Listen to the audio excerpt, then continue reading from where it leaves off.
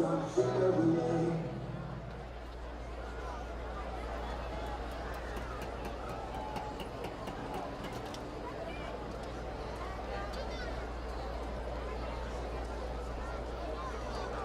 weeks ago, the Pride of Ozark Marching Band attended the War Eagle Classic in Rogers, Arkansas, and placed second overall in the day.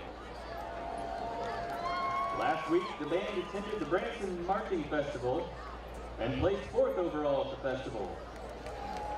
Tomorrow, our band travels to the Reed Spring Marching Band Invitational to compete. Good luck, band, and make Ozark proud.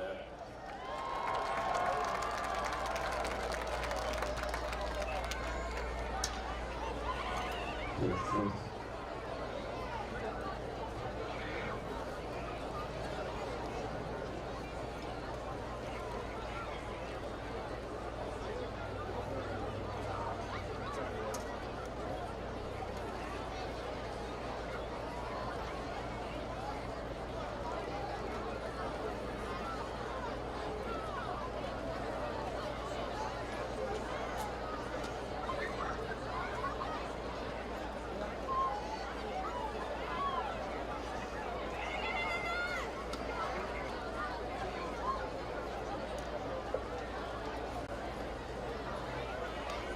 Good evening, ladies and gentlemen. Because the flag symbolizes justice, unity, and pride in our country, we should honor it with respect and dignity. Please stand and remove your headgear. This evening, we honor our nation and all those that have served our country past and present with the presentation of our national colors.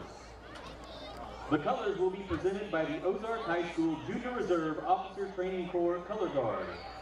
Tonight's commander, and carrying the national colors, is Cadet Captain Morgan Curtis. The Missouri flag is carried by Cadet Master Sergeant Brooklyn Coffra. The guards for this evening are Cadet Private First Class Robbie Hembry and Cadet Corporal Levi May. Ladies and gentlemen, the official presentation of the national colors and the playing of our national anthem.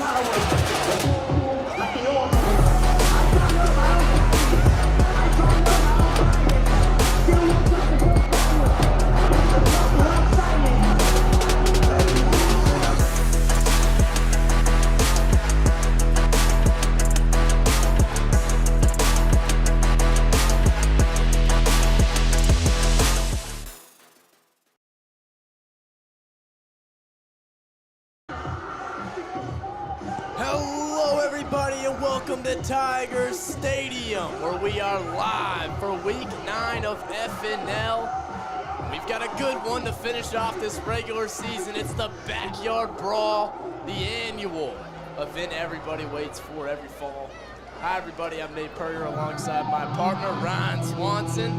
Ryan, coming off a tough loss last week against Republic, ended this team's win streak, which was devastating. It was truly devastating. I mean, that was probably the quietest night in Nixa I've heard in a very long time. I mean, it just completely killed the town's energy. I mean, it affected everybody. It was huge. Yeah, that was an unfortunate loss for the Nixa Eagles, Nate. I mean, we said that going into the game, but that was definitely a trap game. Came out, won on a 2-point conversion in overtime. I mean, it was just an unfortunate loss, but the Eagles are back out. It's the Backyard Brawl last week of the season. They just need to put that game behind them and get ready for tonight. Yes, they do, and they've got the next door neighbor left in their way, the Ozark Tigers, one of the biggest rivalries in Southwest Missouri football, and they run out at the same time. The Ozark Tigers coming to this one 2-6, coming off a win versus Branson at Branson down south by a score of 28-7, excuse me. This Ozark Tigers team, you know, 2-6, but they've shown they're able to play with high-powered teams. I mean, they've kept it close with Joplin and Webb City. I mean, only lost to Joplin by a score of 29-22, and then lost to Webb by a score of 55-40. So I mean, I mean, it's the Backyard Brawl. But this game is always close, or it's always, at least it always starts close. Sometimes, you know, we end up running away with it. But last year, I mean, this team was not much better than they are this year, and ended up surprising the Eagles, only winning that one by a score of 35-21, adding to that 3-game win streak the Eagles have in this rivalry. But yeah, I mean, this Tigers team could definitely put on a shock, just like Republic did last week. I don't know if it's as big of a risk as it was for Republic last week, because that Republic team, I mean, they just did everything right in that game. And let's talk about that for a little bit here. I mean, that game was just a simple situation of if the Eagles play that team 10 times, they're winning that game 9 times out of 10. And last week just happened to be that 1 out of 10 time. I mean, everything was rolling for the Republic Tigers. The Nixa Eagles defense struggled to get a stop. I believe the Tigers went 7 for 7 on 4th downs, and it was really, I mean, the offense was phenomenal. I mean, you can't complain about the offense at all. Scored on 4 of the 5 drives they had, but ended up losing that game in overtime to the 2-point conversion. And that game right there, I mean, that was just a game. It was an offensive shootout the whole way through. And not only that, Republic has just such a big and physical team. I mean, they ran the ball down Nixa the entire time. I mean, Nixa really wasn't ready for that game. They did not stop on the run whatsoever. But here's what I'm saying about this whole thing coming into this week. The Backyard Brawl, they got a chip on their shoulder from last week. I say Nixa gets away from Ozark in the first quarter. I think they do too. This Ozark defense hasn't proven themselves very well so far this year, allowing 37 points per game. And the Eagles score about 42 points per game. So I don't think this Ozark defense will be able to stop this Eagles offense. And I'm sure the Eagles defense on the other side of the ball is not happy with last week's performance and plans on completely shutting down this Ozark offense. Yeah, and this offense also really isn't the biggest performer either when it comes to teams here in the COC. But I'm excited to see how this one's going to go. The Backyard Brawl is always fun. The Backyard Brawl. It feels great out here. It feels like fall's coming. Yes, it does. We've got beautiful late October weather here on this Week 9 conference matchup. We'll wait for the captains to meet the middle. And what's going to be funny is if Nixa wins this game, these two will play again next week for district playoffs in Nixa. Well, it's a possibility. There's a bit of a situation going on right now with the districts, as nearly every team is about neck and neck with each other. I mean, right now it's set up pull it up real quick. Last time I checked, that was Hilton, right? I haven't checked it in a little bit. Yeah, no, it's right. If everything stayed the way it is right now, it would line up that we would play Ozark first round, and then either Joplin or Lee Summit in round 2. But there's a lot of things that could switch that order around quite a bit. This will just.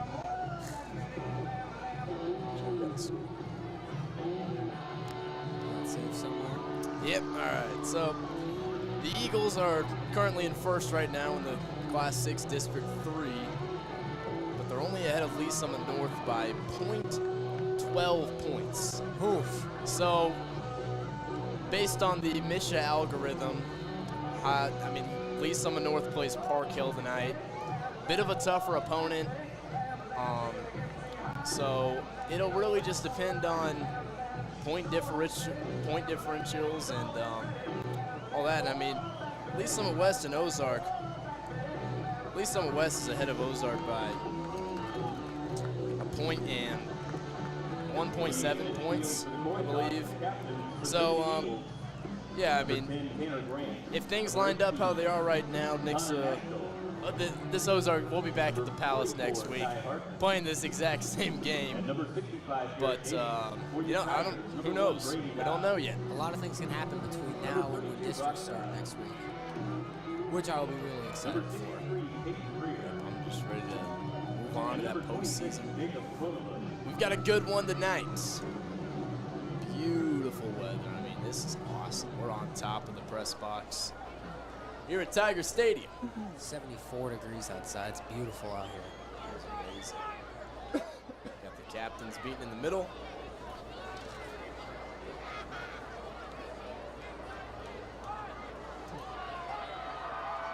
The barbecue cook-off continues in the south end zone.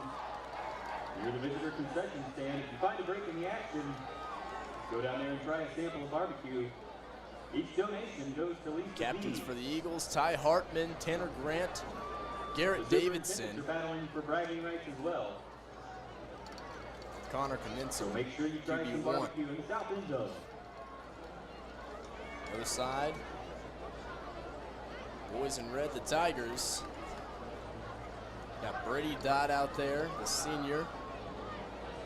Brock Dodd, his twin brother.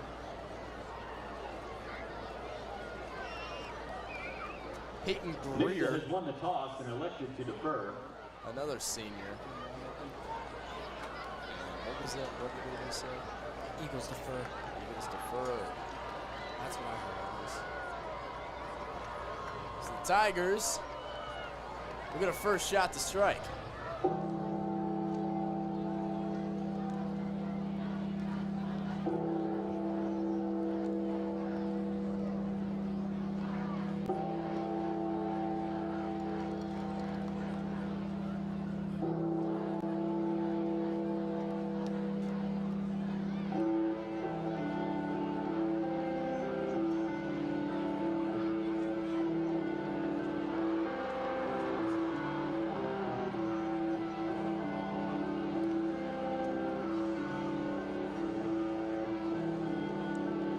Seconds away. Caleb James and his special teams unit out there to kick things off. It's the 2022 annual Backyard Brawl. The scene is set. The sky is dark. The bright lights are on here at Tiger Stadium, which is a beautiful stadium, might I add. Yeah, it's just a We've got a great environment too. I mean, this place is packed to the brim. Nixa's got a good turnout over there on the other side of the field. Well, our student section's almost down the ramp on the right side over there. We've got pretty packed over here on Ozark's side. Kicking off for the Eagles, number 42, Caleb James. These two teams, the history, the hatred, Nixa, Ozark. Eagles. Tigers and wear off. It's a low line drive of a kick. Back to return, it's Ethan Sutherland. He'll make his way up to about the 27-yard line. Brought down by number 9. Now here comes that Tigers offense, led out there by the senior quarterback, Brady Dodd. Tigers from the 27. Dodd on the year, 25 for 46. 560 yards and 9 touchdowns. Not exactly a team that chooses to throw the ball very often, but they really rely on that run game with senior Jacob Cronbush and junior Gage DePay. You'll see a lot run that triple option. They ran it a lot last year. I'm assuming they haven't changed their game plan at all, but start things off here with Cronbush. Number 26, Jacob Cronbush on the carry. Brought down by number 32, this isn't. It is the Brower. same team, but this is the same type of offensive system Republic ran last week against the Eagles. It is very similar. A lot of these teams here in Southwest Missouri run a similar offense.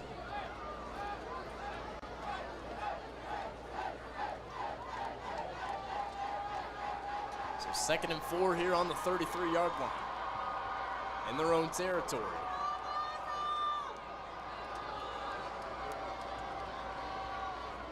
Pay under center. He'll hand it off up the gut. Number 26, Jacob Cronbush on the carry. They give back to Cronbush again. He makes his way up to Gain of 6 yards on the first down mark. Move the chains. Recently, in the past couple games, Nixa has struggled on the run on the defensive side. This defense has beaten up by the run. I mean, it's definitely been a struggle. That's part of the reason they lost last game. The defense gave up 358 rushing yards to a team that doesn't exactly do that. It's defense very often. It's a physical running back in Connor Sandridge. Pay with the keeper there. It's going to gain a 3. Number 11, Gage DePay on the carry. Not just that, I mean, really all year there's been teams where Nixa just struggled against the run. There was that game in Carthage where Luke Gall had an amazing game. Oh, really? I mean, not that game. I mean, that's probably the best game this defense has played all year. Not that game, the O-Show. That's my bad. The O-Show, which should not have happened. I mean, this defense, they've struggled a lot against the run all year, but high-powered offense balances it out a little bit.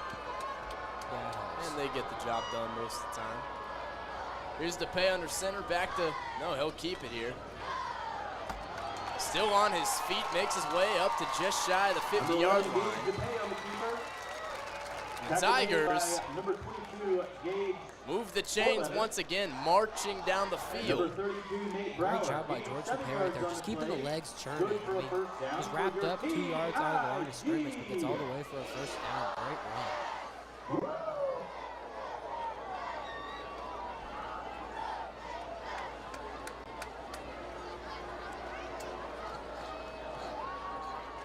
So that brings up 1st and 10. Just shy of midfield in their own territory. DePay, the keeper again, still on his feet, breaks another tackle, shoves a man to the ground, is finally met by Tanner Grant at around the 36-yard line. And the chains will move once again. Ozark putting the pressure on this defense early. They're marching down the field, gets on Nix's side of the field. This defense is going to have to step it up, especially coming in late here in the season. I mean, heading to the playoffs. This is not what you want to see here early for on the next side of the fence here. So 1st and 10 on the 46. DePay keeps it again. It's about 4 on that one. DePay on the carry. Tackle made by number 44, Ty Hartman. Gain of 3 yards on the play, 2nd down. The senior Ty Hartman who got to him there.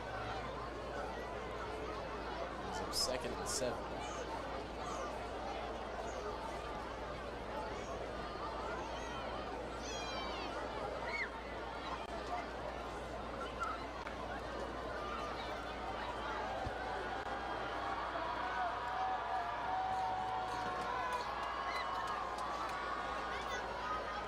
2nd and 7. DePay with it again. And he makes his way up past the 25. And it's another first down for the Tigers. Initial contact by number 44, Ty Hartman. This offense is just already running it down the field. Not only that was just a great design play right there. Having your running back fake the run to the running back, just use him as a lead blocker. This offense is already rolling downfield. They don't even have Brady Dodd on the field right now. It's all Gage DePay.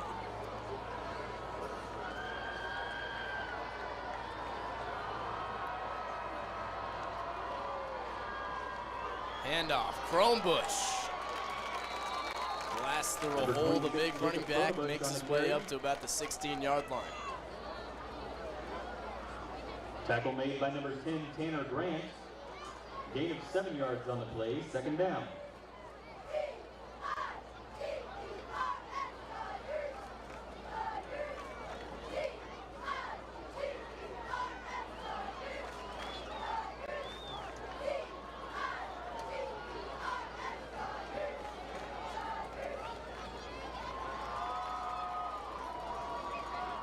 Second and 3. On the 16 this time. Back to Chromebush. Number 26, Jacob Chronebush on the carry. Minimal Tackle yardage made by there, number but 38, Avery Rutherford. Chains will move again. Gain of 3 yards on the play, good for a first down for your TIG.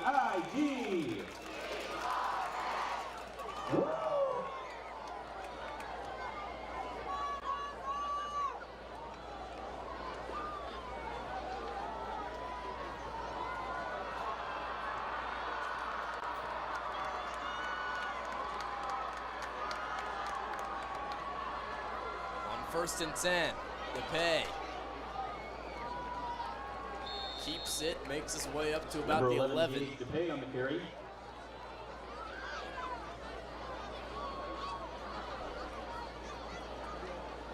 Initial contact by number 10, Tanner They Grant. spot him down at the 10. Gain of 3 yards on the play, 2nd down.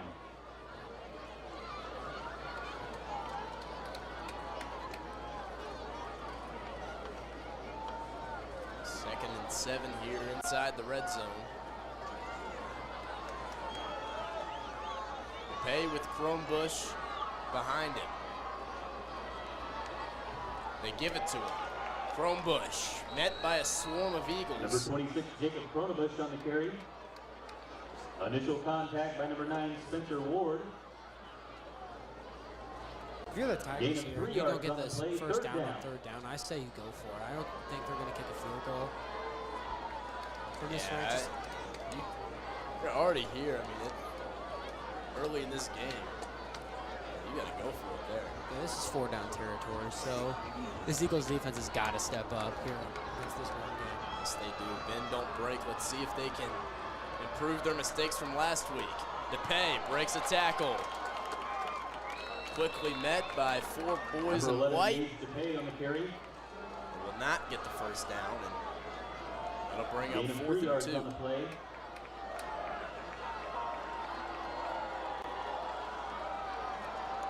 It's a huge chance for these Eagles, the boys in white, to try and make a play or make a 4th and stand. short, Tigers. As you said, Nate, bend, don't break.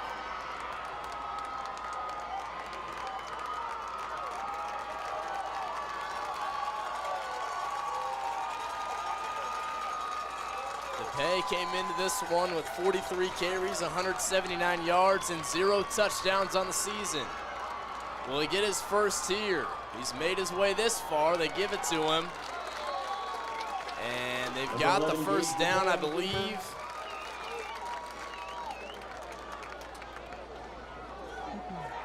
Gain of 2 yards on the play, good for a first down. Yes, they do. So the Tigers in scoring position here on their first drive of the game. They melted half the time off in this first quarter. We're already close to 4 minutes It left. looks like Southwest Missouri has found a weakness for these Nixa Eagles. DePay doesn't get there. Number 11, Gage DePay on the carry. Trying to get his first touchdown of the year. Engage score letter. Second and goal, Tigers.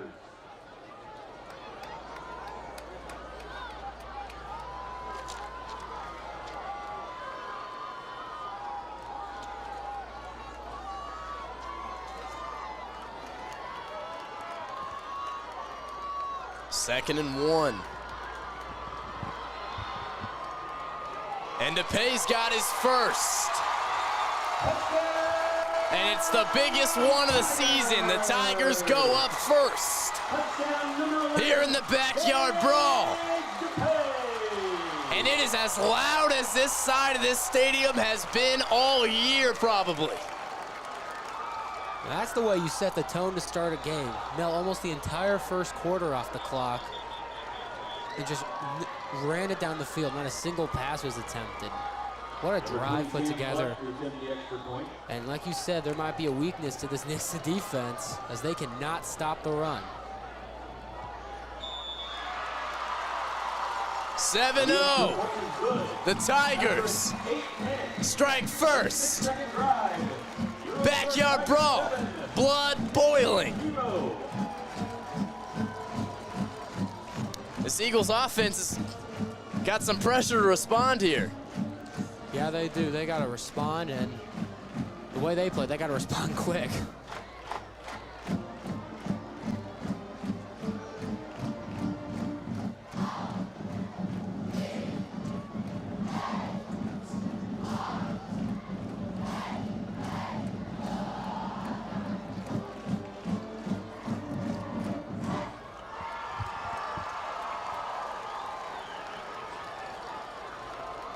Don't forget, folks, in the south end zone, barbecue competition going on.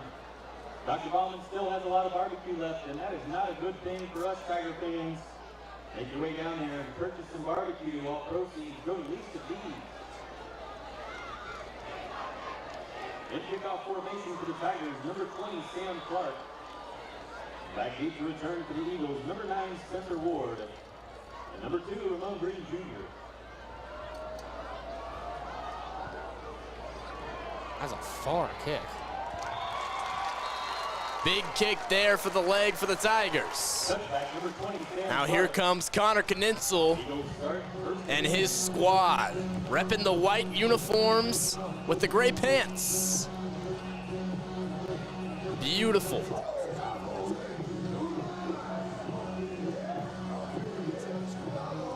Nixa's got to respond back on the offensive side here. They got to get down the field and score. It's the way this defense has been playing last week at the start of this game. And they'll start things off here in an interesting set. We got some John Perry tricks already. Green with the direct snap. And nothing doing there. About a gain of 2. Now Knitzel gets on the field. Number 2, Ramon Green Jr. on the carry. Brought down by number 44, Parker Elliott. So now Knitzel gets back on the field. Comes into this one with 1,607 yards. And he'll dump it off to his running back, Ramon Green. Right back to him, and boy, is he the heart of this offense. Ramon Green having a historical season for a running back here at Nixa High School. 151 carries, 1,514 yards, 23 TDs was the stat line coming into this one. You saw right there, they'll dump it off to him too. I mean, he's just an all-around incredible back, and Knitzel wants Cale Combs. The big 6'2" basketball standout. That one right there just looks like Connor put that one a little bit too far in front for Cale. Had him open over the middle. Had to reach out for one hand, try to pull that one in. Too. I mean, he's a big athlete. Comes into this one with 436 reception yards, 9 touchdowns on 28 catches. Knitzel hand things off here to Green. And there he goes! No shocker there. All day. Touchdown Eagles. Quick response. That's the Nixa offense right there. Those score quick. Great play by Ramon Green. Just finds the hole, and once he got in the open field, nobody was catching him. The second he found that hole, you might as well just chalk up the points already. Great run right there by Ramon Green.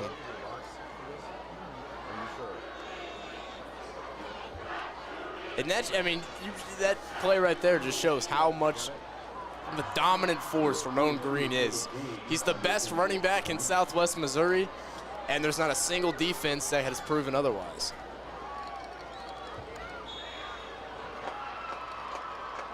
The extra point attempt is good.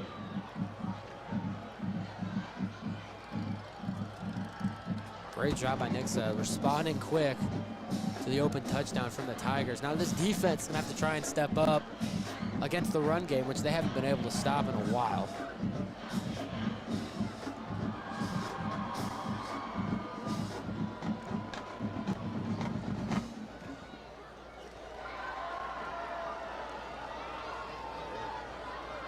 So quick to respond, the Nixa Eagles offense. However, getting a little bit of deja vu here, Ryan, aren't we? Yeah. Ain't that the truth? And that is not a good thing. Trust me. Or you can purchase a sampling of some delicious barbecue. Kicking off the Eagles, number 42, Caleb James. Caleb James. For the second time tonight. Oh, knocks this one down. Short kick. And the Eagles jump on it. I love it. And that is gut-wrenching for the Tigers. Maybe learning from their mistakes last week. They never really tried an onside kick the whole game, and it was just a back-and-forth shootout. I like being aggressive, trying to go for it, trying to go up again early. Beautiful execution there.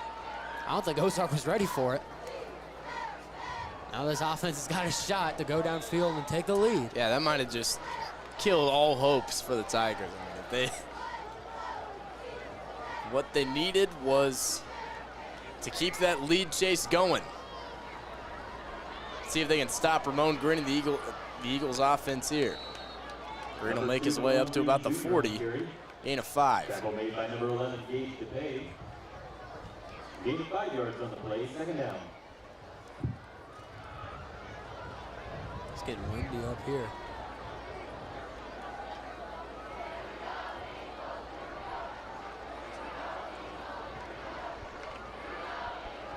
Peninsula drops back, wants to throw. He wants Combs over the middle. Cale Combs. Still on his feet, touchdown, no. Just shy of the end zone. Number 18, Connor Natural, complete to number 11. Same play as last time, except this one, Connor puts it right between the numbers of Cale Combs. Great block right there from Noah Engelman. Almost gets in. Great job fighting for those extra yards, and now Nixa is right on the doorstep. Now they'll bring in that package with Ward and Green, and Michelle is out there as well.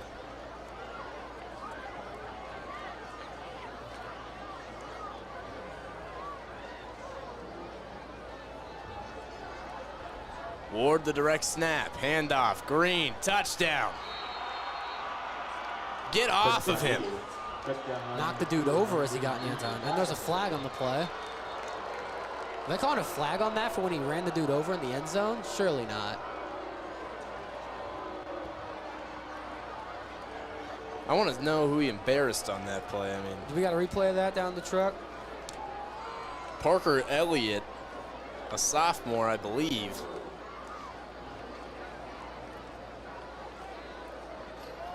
Boom. I mean, yeah, just Get knocked off him over. him. No, it was number 13, Garrett Ballard, and Nixa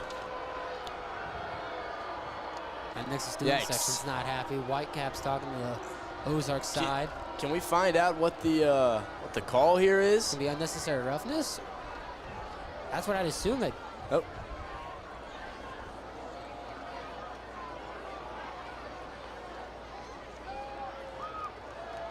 So the touchdown stands. The touchdown is good.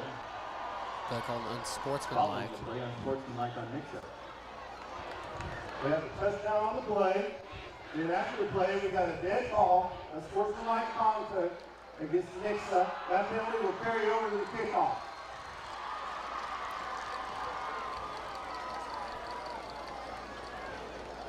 I thought they were going to take the touchdown off. I was about to be a little mad about that one, but we're all right.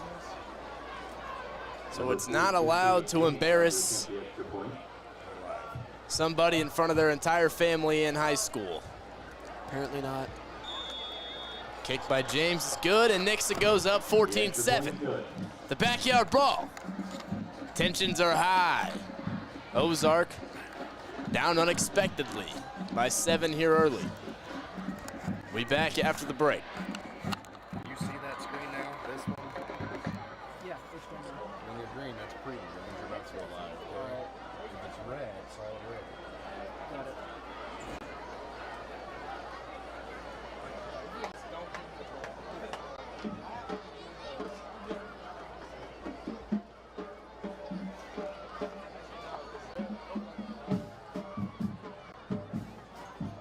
Ladies and gentlemen, your Tiger Palms are on the concourse near the concession stand. Doing a hair pencil as a fundraiser. Stop by and support the Ozark Tiger Palms.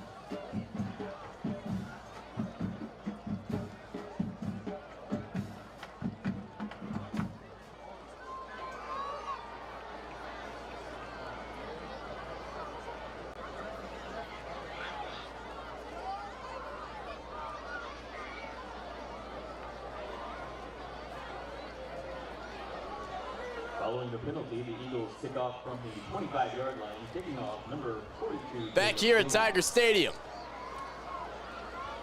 James ready to send this one off.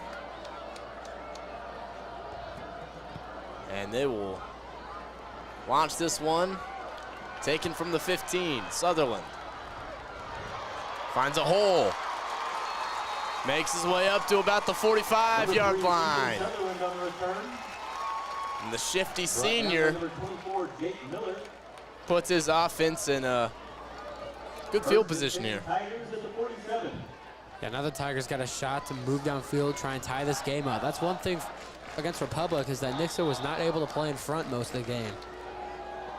But they're already out in front early. Now they're making Ozark have to play catch up.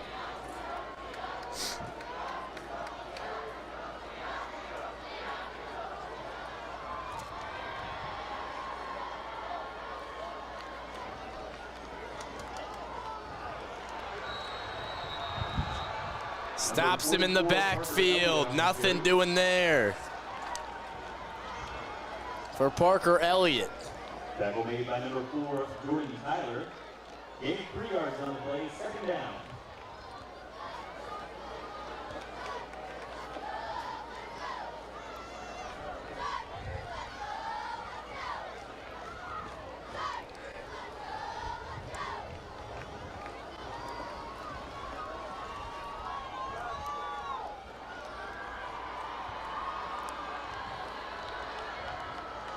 Second and 7. DePay with the keeper again. Number 11, Gage Makes his way into Eagles territory and up to about the 45-yard line. Number 22, Gage Sporletter. Gain of 5 yards on the play, third down, Tigers.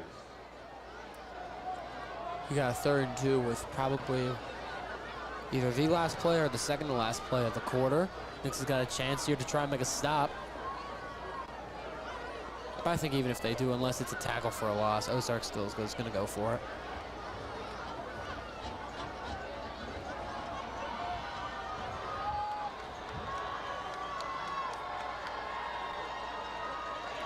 And DePay breaks free.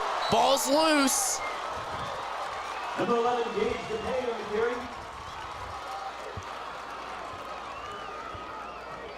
Saved right there by the ball going out of bounds. So it's Jacob Miller who stripped that ball out. Yeah, I mean, he reached his hand in there, stripped that one. But DePay's got his boys inside the 30.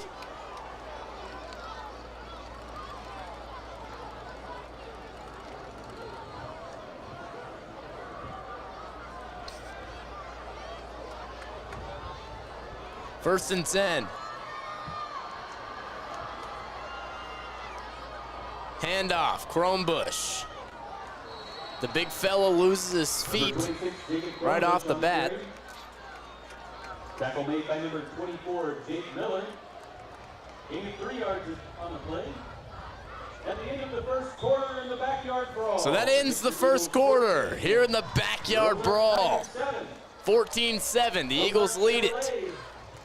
The Tigers, though, responding very well. We'll be back after the break. Whether you need sales or service, you get one low price, plain and simple always. Ozark Chevrolet.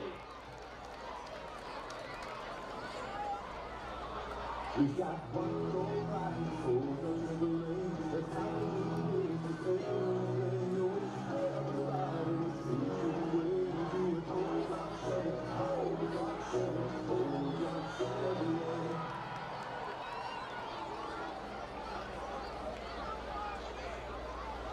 Don't forget, Tiger fans, only 1 quarter left in the barbecue competition in the south end zone.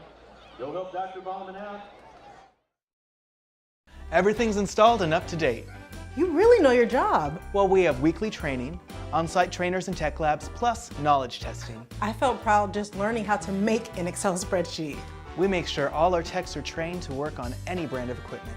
You guys are like HVAC gurus. Learning is a journey of inspiration, forever traversed through one's mind. You learned that in your class. Fortune cookie. Call or visit airservicesheatac.com today to schedule your furnace tune-up for $89. 21.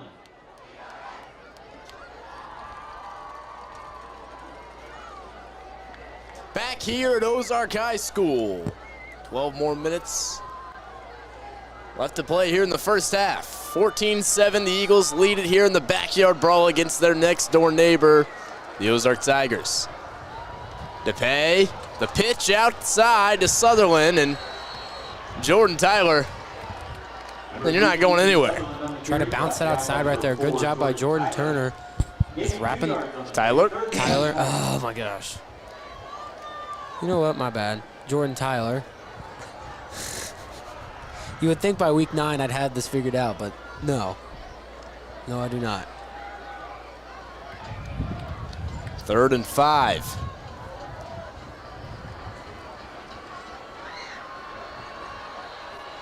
DePay, the keeper, finds a hole. Another hole breaks free. DePay up to the 1-yard line. Spencer Ward came in, stopped him short. And Ward, let's talk about him for a second. What a phenomenal season he's had. Here in week 9, came into this one with 94 tackles. 94 total tackles. Leads the team in total tackles, solo tackles, and assisted tackles. Every single defensive play you'll see, he's in the dog pile or he's making the tackle. He's just everywhere on the field. All on over the defensive field. side. Doesn't matter if the play's on the other end, he's going to be over there. DePay trying to fight his way in. Got a flag. It's called by the back judge in the back of the end zone.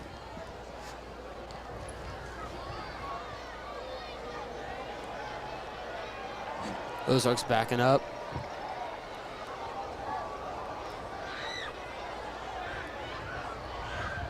Well, this will help the Eagles out a bit.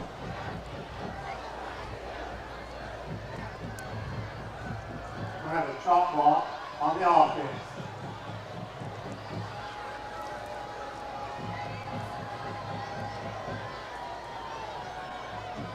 So that puts him back all the way on the 16. Still first down.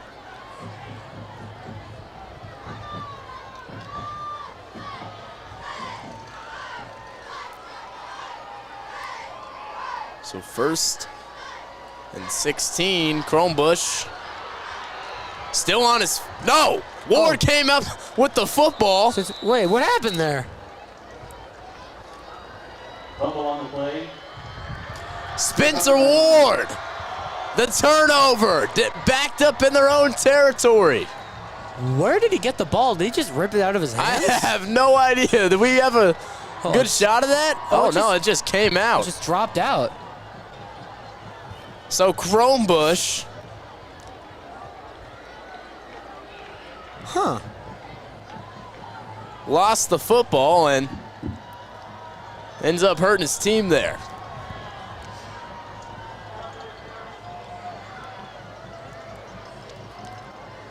Nixa's got a huge chance to go up 2 scores here in the first half against this Tigers defense, who has not been able to stop this high-powered offense. And here's Green. Right off the bat, a first down for the senior.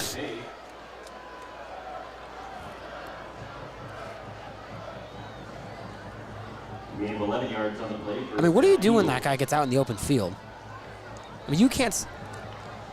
There's very little chance you have of stopping Ramon Green once he gets out into the secondary. He's just such an explosive running back. 1st and 10 on the 16. Trips out left. He wants one of them. Wanted Michelle deep down the field. The team's leading receiver in terms of yards, but overshot him. And Riley Michelle, he's just such a fast receiver. I mean, in a blink of an eye, he's behind the secondary, and he's downfield in the end zone. I mean, just such a explosive receiver, and one of the many weapons this Nixa offense has that can hurt you.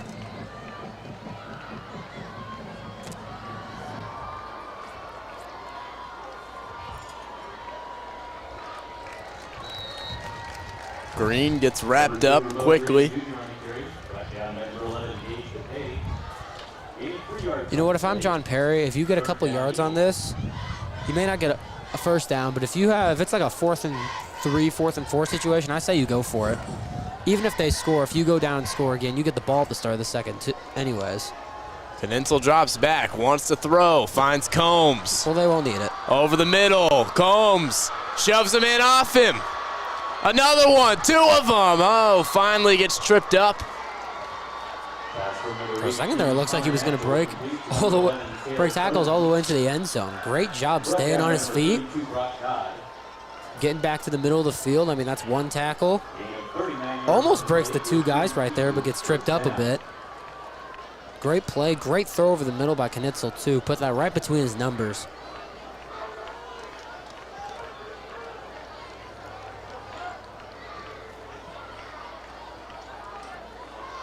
Knitzel sends Engelman in motion. Handoff, Green bounces it outside, does what he wants, gets a block from Michelle. Makes his way past the first down marker.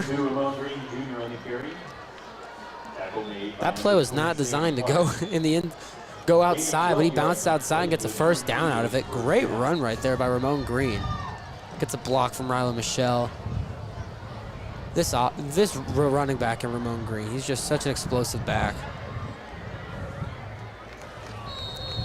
And not much doing for him there. About a gain of 2. Ramon Green Jr. on the carry, brought down there number 4, Cooper Rubin. 82 yards on play, 2nd down Eagles.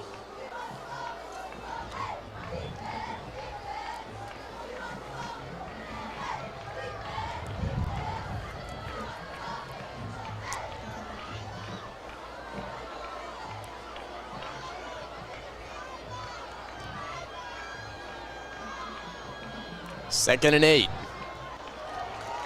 Give to Green. Wrapped up quickly there again. Tackle made by number 44, Parker Elliott. Gain of 2 yards on the play. Great tackle right there by the sophomore, Parker Elliott. Just wrapped him up by the legs and put him in the ground. Great tackle to keep Ramon Green for only 2 yards.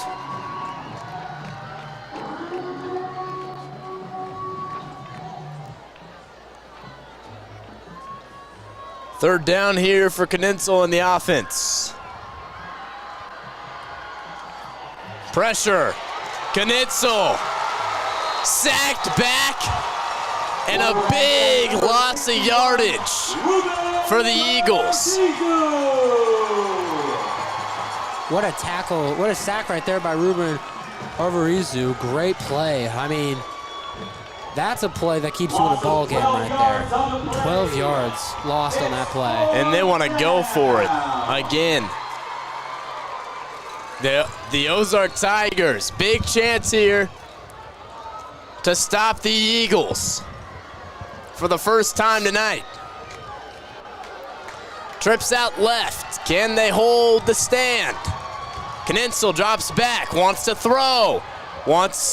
Michelle, touchdown, wide open. Lights, camera, action. Rylan Michelle. I mean, just burnt the entire secondary on that left side of the field, wide open. Had all the space in the world, and great throw by Knitzel, put it in the right spot. Eagles up by 2 scores.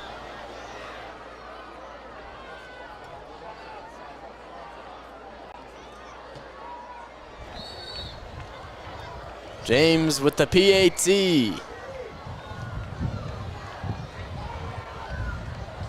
Up and good.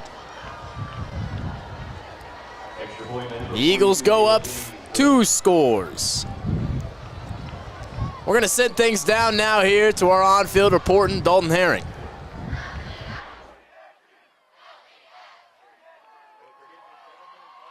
Thanks, Nate. Ozark started off strong. All run plays got him in to score. Nixa gets the ball. Big run by Ramon Green. Then they go for an onside kick. Kel Combs, huge catch, sets up Ramon Green, touchdown. Nixa just scored. Let's see what Ozark can do. Their drive. Back up to you, Nate, in the booth.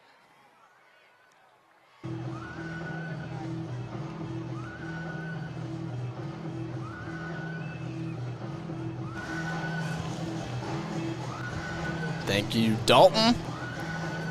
We're back. Here's James, gets ready to send it off here. The Tigers desperate for a score here if they want to stay in this one. Another onside, maybe? I don't know if John Perry will, but we'll see if he does. Kicking off the Eagles, number 42, Caleb James.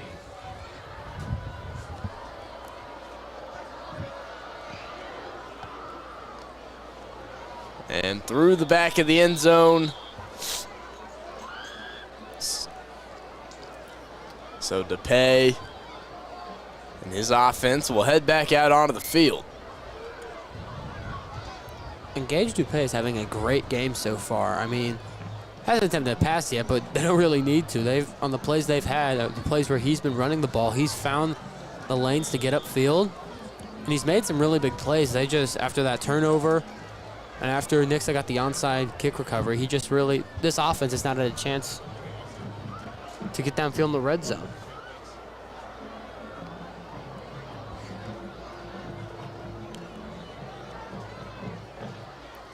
First play here for the Tigers. DePay on the keeper.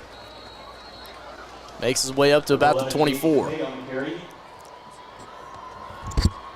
Brought down by number 44, Ty Hartman. Gain of 4 yards on the play. Second down.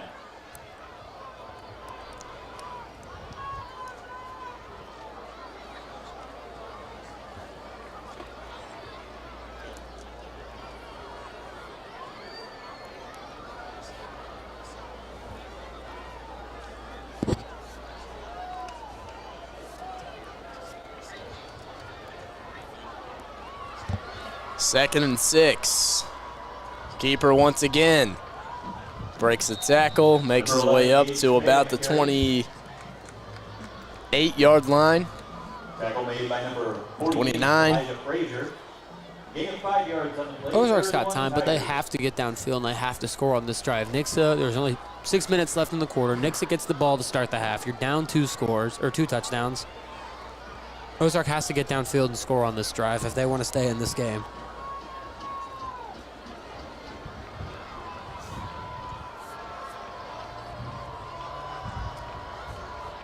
Handoff, Kronbusch.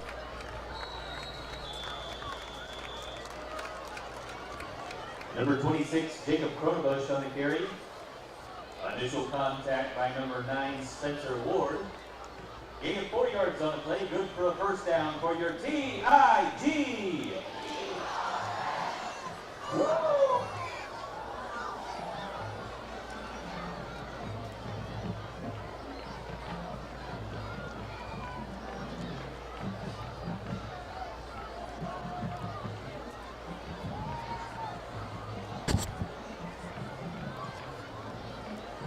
And DePay wants to throw here. Pressure in his face. Not a chance. Swarmed immediately and kept going backwards. Big loss of yardage there. Loss of 11 yards on the play, second down, Tigers. I mean, that O-line just got beat right as the play started. I mean, pressure got back there. Never had time to really look downfield. He had to start running the second he looked up. Great job getting pressure by that Nixa D-line. Now they got second and a mile.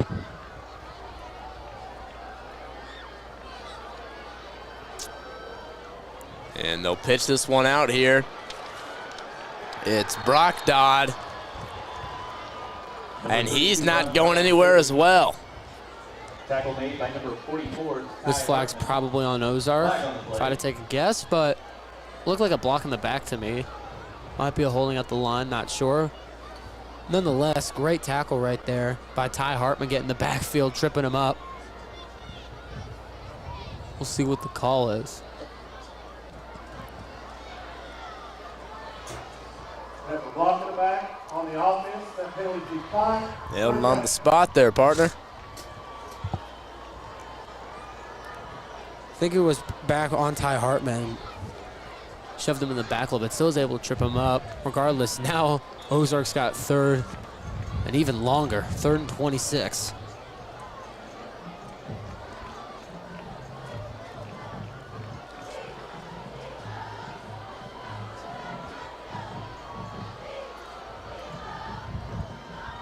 Hand off, Chrombush.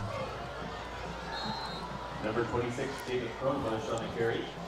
Almost helpless on that one, and it'll send the Tigers punt team out. Gain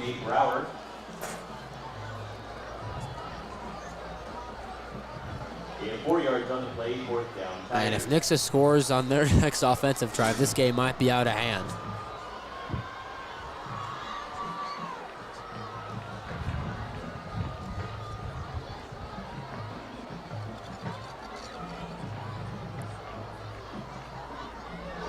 And muff punt. Ball still loose. One out of bounds. Nixa's all right. Looked like that's what happened.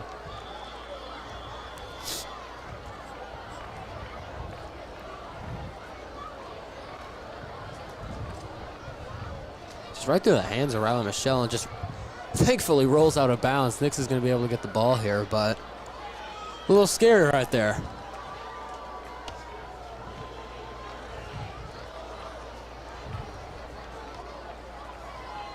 Personal foul on the kicking team.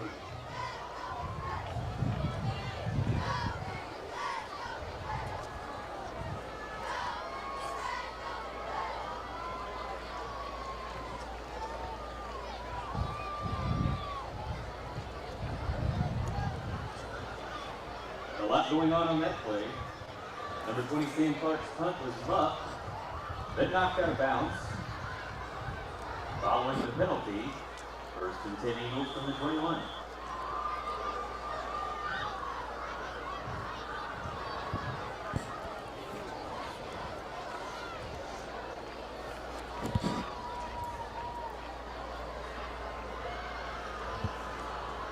So 1st and 10 here on the 21-yard line for Kninsel.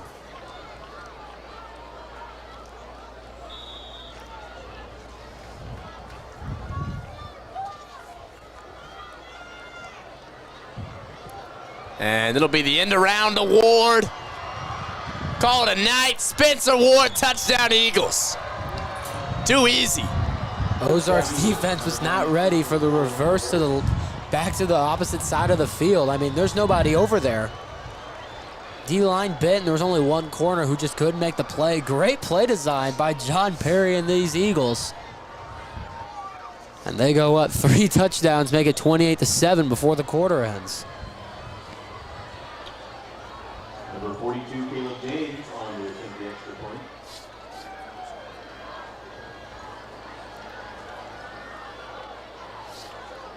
Snap, hold, up, and through 28-7. The Eagles tallying on to their lead. Ozark High School Theater Department is proud to present Whitney's musical November 16th through the 19th. Wow, they're loud. The Nixa student section came tonight. And this side of the stadium is silent. Where kids will learn one song from the musical and the choreography, and then have the chance to perform as a group on stage during the November 19th pre-show. Please visit their table near the gate for more details regarding registration for the special youth workshop and how to purchase advance ticket sales to the show. There's 3.5 minutes left before the end of the second quarter. That means 3.5 minutes left to donate to Lisa Bees. Don't forget about the barbecue in the south end zone. The QR code in your program. Help us and the Eagles.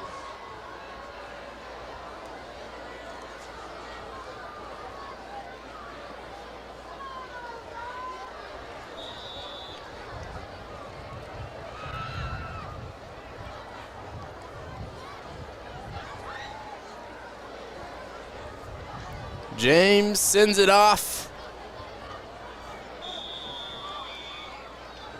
Kickoff by number 42, Caleb James, and touchback. First and 10 Tigers from the 20. So the Tigers will start at the 20. In this offense, they don't really operate as fast as the Eagles. They're not a fast-moving offense, but with only 3.5 minutes left, they got to get downfield and try and score before the break because, as I've said a couple times already, Nixa's going to get the ball to start the half. If they go down 3 scores, the way this offense has been playing, the way their defense has been playing, I don't see how they come back and win this game if they don't score on this drive.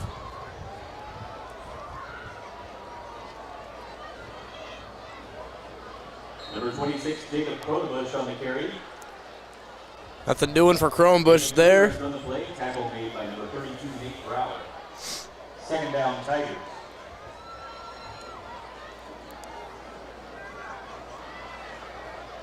And ever since that first drive of this game, this Nixa defense has been playing pretty well.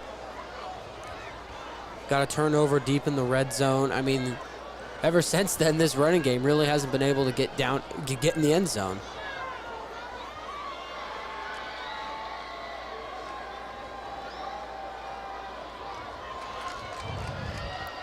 And it's Sutherland. Makes his way past the first down marker. Tackle made by number 9, Spencer Ward. Gaining 9 yards on the play. Good throw, first down for your TIT.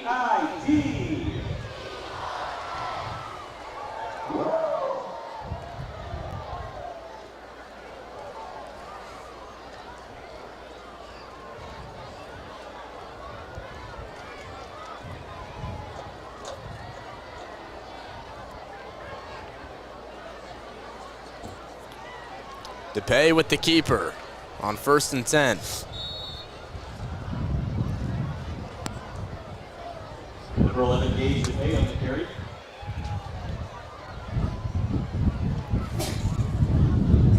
Wow, it is windy. A lot of wind up here.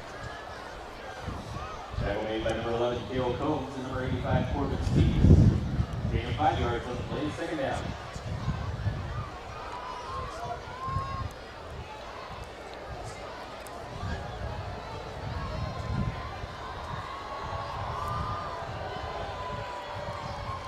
Here's DePay. Nothing doing there. Pressure in his face. Antonelli smothered him. Tackle made by number 6, Jaden Antonelli. Great play right there by Jaden Antonelli. And he's just been such a dominant force in that defense all season. He's gotten the backfield, gotten many tackles for loss, has had a couple sacks this season. He's had such a really good year. And isn't this his first year on varsity D-line? Yep. If I can call that back correctly. Timeout called here by the Eagles. We'll be back.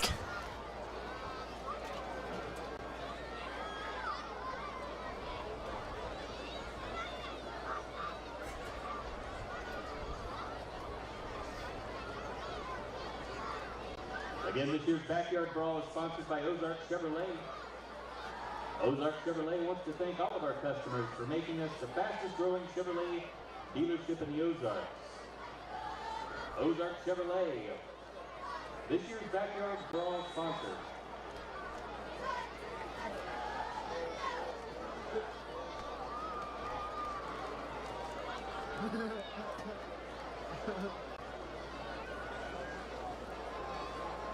All right, there you got to look at the Dirty Birds who came loud tonight for the Backyard Brawl.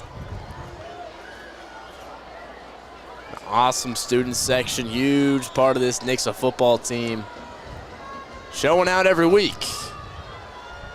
3rd and 6, Tigers. DePay, keeper. Trying to push him towards the first down marker, just shy of it though. Brings up 4th down. We'll see. 22. Gage 4-letter on the tackle. Gain of 4 yards on the play. 3rd down. Timeout Nixa.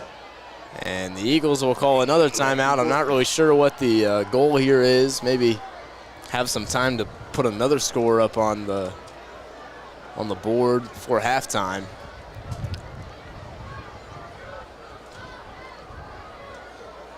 The Eagles. Looks like they came into this one with vengeance. I mean, it's the Backyard Brawl for 1, and 2, they had a chip on their shoulder from last week after that heartbreaking loss in overtime on the 2-point conversion by Republic. To a team they should not have lost to. Let's make that clear. Yeah. I mean, 9 times out of 10, we beat them. Yeah, Nixa knocks them. I mean, it fairly easily too. I mean, I just feel everything and we're losing our papers. Everything went right for Republic. Rosters are flying everywhere. And that one.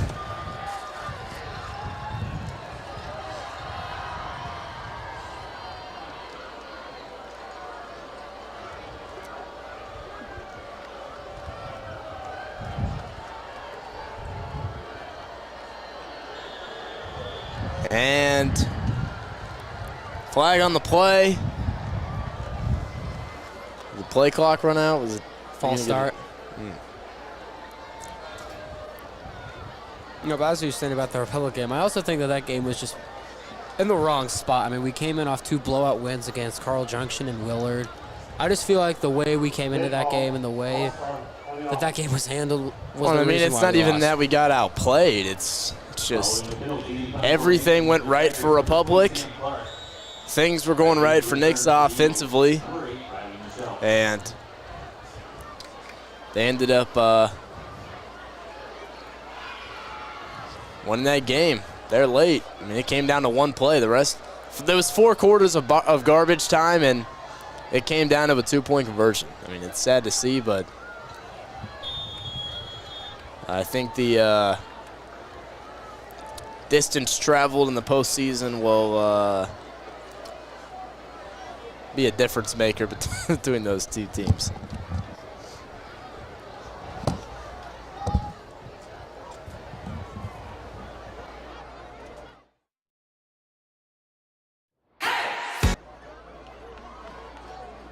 First and 10 Eagles from the 27. Well, 1:18. I think that's plenty of time for the Eagles to try and get downfield and score again. Knitzel in the spread. They'll send Green in motion. They want a screen pass to him. Breaks a tackle. I mean, come on. Nothing you can do about that. Breaks a tackle behind the line. He was originally wrapped up right at the line of scrimmage and fights for a first down. I mean, look at that. Just bounces right off of him, right out of bounds. You can't do anything about that. Drops back once again. Dumps it back off to Green. Still on his feet. Another one. Ramon Green catching bodies left and right. It'll be amazing to have him once we hit playoffs. Didn't have him last year. It's just gonna be, he's gonna have such an impact on that football field. Right here on this play right here, number 6 right there for the Ozark Tigers, Chase Watley. I mean, that play right there, that should be a tackle him there before at least wrap him up. Went in with his head down. That's something when you're playing defense that you're going to get screamed at a little bit from your coach later in the week when you're going back watching film. So that was a penalty on the Eagles anyways. So now it's 1st and a mile. On the offense.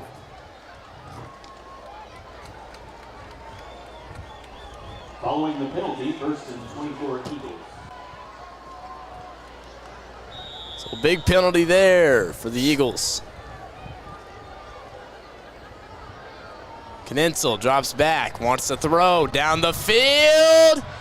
Vincent just overshot him. Pass from number 18, Connor Hatchell, intended for number 0. Just a tad bit overshot him. Might have been Knitzel's longest attempted pass of the year. I mean, that had some distance. Almost put it in the perfect spot too, just a yard or two out in front of him.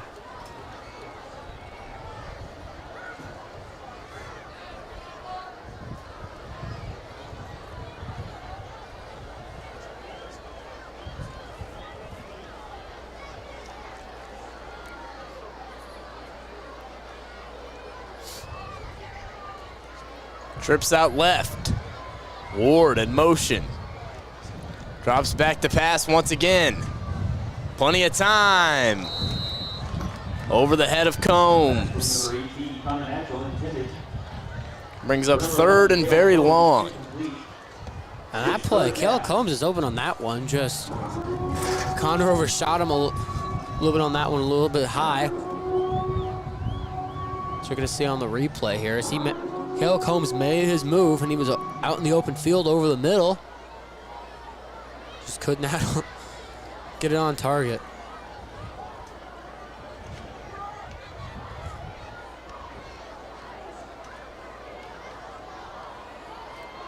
And Green once again.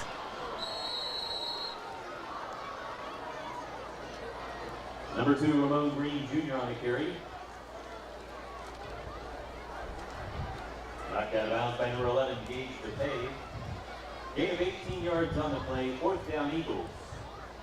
4th and 6. Honestly, with 40 seconds left, I would have, if I'm John Perry, I would go for it.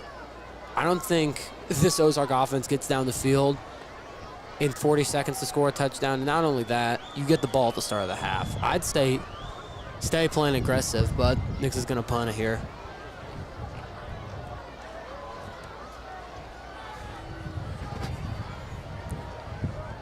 James with the punt, up and away. And fair catch made at about the 14-yard line. Punt by number 42, Caleb James. Fair caught by number 13, Garrett Ballard.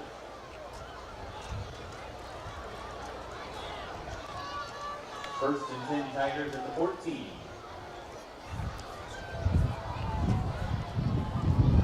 Stay tuned at halftime, folks. We've got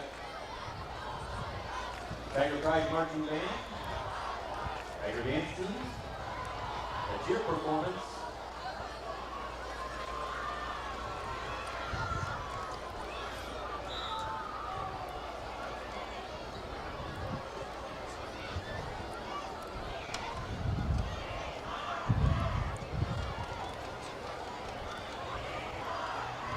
and we're also going to announce the winner of the Least of These, Danny Eagles. Clock just winding down. All at halftime.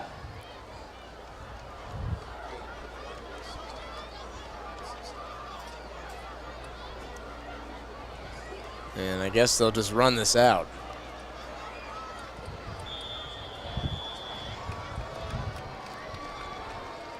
So, we head to halftime, 28-7. The Eagles up 3 scores here in the backyard brawl. We're going to take a break here. We'll be back for the second half of action. Do not go anywhere.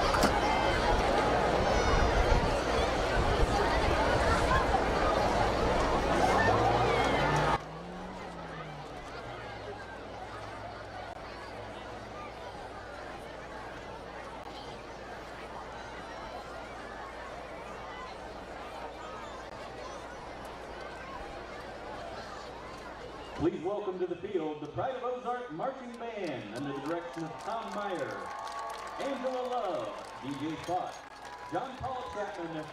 Coach Perry, your team has been very explosive this half. What do you like about how your team is playing? Well, I like that we got a couple of stops. We had an onside kick that we recovered, which kind of changed the momentum. Michael Size, Tatum Baldwin, Shane Taylor, and Parker McClard. Tonight the band will be performing their 2022 competitive marching show entitled Uninvited. They will receive the kick to start with. We need to go down and score, and start the second half in a pocket. Our homes and lives. Be careful. Don't get caught in their web.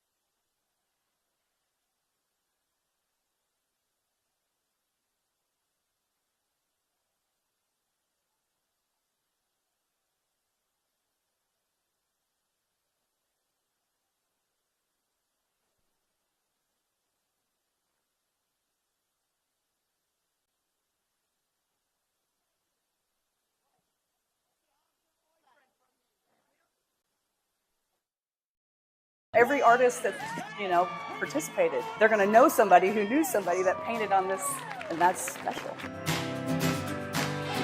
We don't have much down there.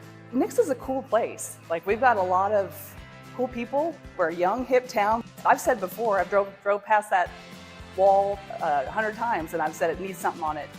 I don't know if anybody else thought that, but I definitely did. So when I saw it, I was excited. We're doing this Welcome to Downtown Nixa. The vision behind it was to get as many hands on it as we could. To me, the more hands we had on it, the cooler it become. What we did is we picked out, 20, 25 noteworthy or significant Nixa items, and we put up a map and had artists volunteer for what they wanted to paint. And I say volunteer, but we're actually paying the artists. And they're all individually painted by a different person. I love the color, and I love the different styles and different artists, how they can express their works and make it beautiful. Well, I used to like the old mural, but then it got painted over. I was always wondering, what are they going to do now? And now I get to be a part of the new mural that's going to be there for a while. I get to show my family that I did something for the community, which will be fun. My parents will be proud. I think it's just the paint I'm working with, honestly, is the most challenging, because it's layers, and then you have to it's hard to blend because it already dries. But the hardest part might be the background, which I haven't done yet. I wanted to do something special with my girls, and being an artist and being a creative mom, raising creative kids, I just knew that I wanted to just get as many, creative kids in there. It makes it just cooler. I can't describe it. Me personally, I'm looking on James River, little picture of James River. It's cool because I might live here for a while, and I just get to drive by it every single time. It's going to be here for at least a while. And I was here whenever they were all blank, and we just put the sketches, and you see people actually put their own work on it. It's really nice. Proposal started in January. Found out in March, we got it. We started painting in June, so this has been a process. It's been about 10 months. So yeah, I am really excited.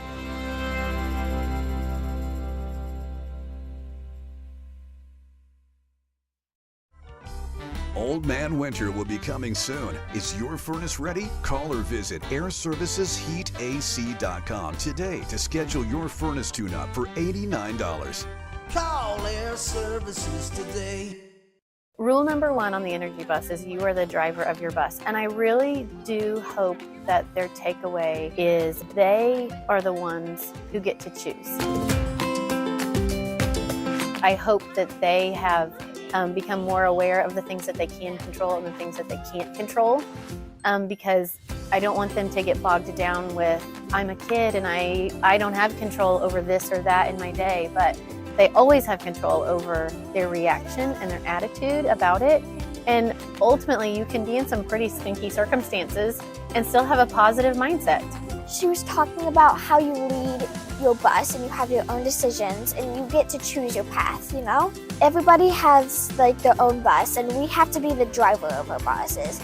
And we can decide if we want to make positive choices, if we want to make good choices. If something bad happens, like it's not like a bad day, it's just a part of your day that wasn't the best. But it can still be a great day. You got this. You are amazing and you can turn this day around. If you don't make good choices in life, it's not gonna get you anywhere. Like say, if you don't listen and you could get fired. Like my stepdad even taught me this right here. If you don't listen to your boss, he's not gonna want to have you like as an employee. Like not listening is gonna get you nowhere in life. I'll never know how to do it because I never listened to my teacher, and then I'll get nowhere. You can't control anybody else's bus. You only control yours. You can only like control what you see, the way you steer. You can't be like, hey, you should steer that way, and then they'll be like, I don't want to, because you can control them. And we got to like plan ahead so that when you go into the future, you're not like, okay, what am I gonna do? Even as adults, we get into our day, we get into a groove, and one little thing can set us off. We can let that take us down a path where we start thinking negatively, but really we have to keep choosing our attitudes, and we have to keep choosing better choices, and we have to keep choosing to think positively. I hope that no matter where they are, that they always know that they can choose to think positively about a situation, and ultimately that's just going to help them have a better life.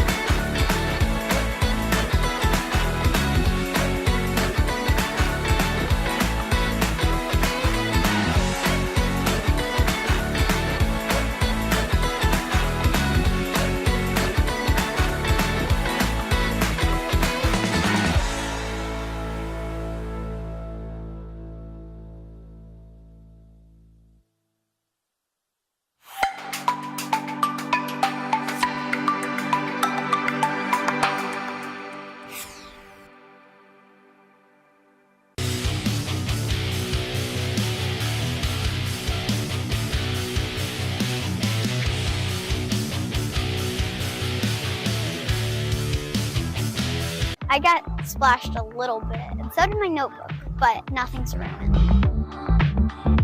This is a great way to take what we're learning in class and to give it a hands-on activity so they can see with their own eyes those physical and chemical changes and how the Alka-Seltzer was changing from a solid and it was melting down, and because it's an effervescent tablet, it's fizzy, we talked about that word, they love that, is creating a gas, and so they are able to see that change happen through those states of matter, through the chemical reaction, the gas is building up, and then the exciting part, of course, being the rocket exploding. I just like testing around with stuff and seeing the cap just boom, fly off. So the beginning, it kind of did not do so well because I don't think we were closing the cap onto the container enough, and so it wasn't working, but finally we got and made it work because we had to shake it up. So sometimes it would go really high, and then other times, depending on how you put it, usually when you put it upside down, it doesn't go quite as high. And then sometimes when I picked it up, when it wasn't going, it just shot the second I picked it up. So it went about 6 feet when I put in, I think it was 1/3 of water and then half of a Alka-Seltzer tablet, and it went outwards more than up. At first, no, we didn't really, we were kind of failing but then after a little bit of experimenting with other stuff, we got it. Yeah, we had conversations throughout the week about, as scientists, we can trial things multiple different times to be able to figure out what is the best rocket going to be. Experiments are really fun, they're interesting, they're cool to learn about, and it's fun doing them by yourself too. We were really impressed with how they did. Like I said, there was a lot of confusion with maybe the combinations, but they did really good trying to figure out maybe what they were doing wrong. I know there was a few kids that got a little frustrated because the rocket wasn't exploding at all. Being able to problem solve with their team, of course, is a good life skill, but they did a great job today trying to figure out how to redo that trial and succeed in their experiment.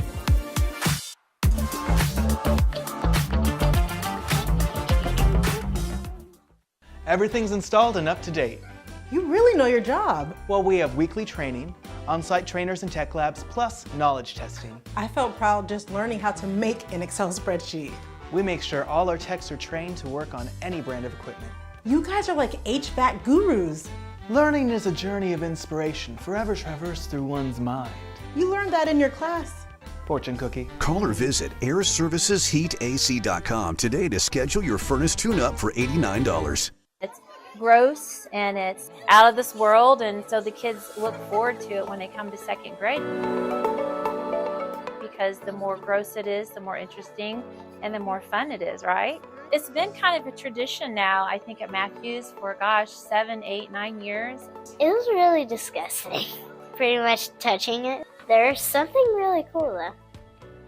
It was pretty much the eyeball though. Got to see how an eyeball actually works from a cow.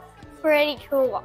I saw that they have some kind of little goo thingy right inside the middle. My kids were talking about how gross it was, but then at the same time they were so involved and engaged that they're definitely not going to forget that experience. Every one of my kids were just so into this, and it's just something different that they don't get to do all the time, and I love that we are able to provide this experience for them, because I know this is my first year in Nixa, and I've never been in a school that does something cool like this with their kids, and it's just such a unique experience that our second graders get to have.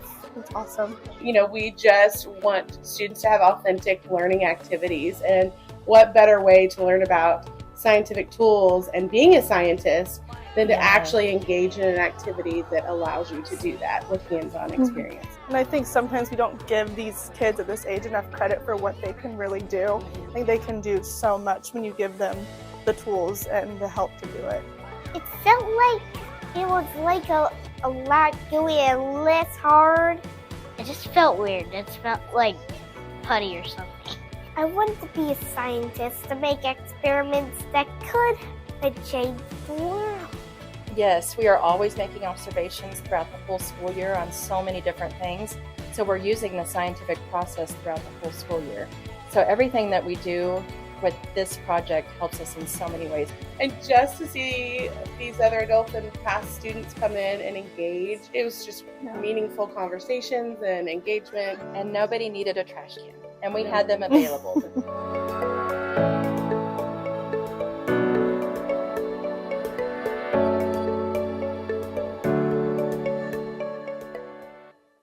Well, hey Nixa, we're excited to bring you another update on construction, and we're really excited to focus on ATOS Center for the Performing Arts. While you've seen a lot of progress over the past few months, we're really excited to cast that vision for the future. The glass is going in, we're seeing a lot of construction happening all across this facility, and we're really excited to start bringing you not only our high school shows, but also national shows to put Nixa on the map as a destination for the arts. We're excited to go to local area chambers, we're excited to partner with local businesses so that people coming to Nixa have a place to go for dinner and for entertainment, and also then to visit ATOS Center for the Performing Arts. It's very exciting for us when something like this happens. I mean, just look at Nixa on a Friday night when there's football, and look at the way the restaurants are afterwards, and how many people come to Nixa and they stop and get gas, and they go to our restaurants, and just what that brings for football. And now we get this same thing for the performing arts, and the amount of economic impact it's going to have is going to be huge. We don't know what it's going to be yet, but it will be huge, and it'll definitely help us in the future bring in new businesses, because it gives us an additional tool to say, you know, this is what we have, and this is why people like to come to Nixa, and this is why people stop here. I'm excited for the community to get to come in and see this space and see all of the students' hard work, because the community is amazing with all of their support. They just have been at everything we've done since I've been here 16 years ago. They have been supportive. So for them to come into this new fancy facility, I'm excited for the community. We have a lot of ownership in that.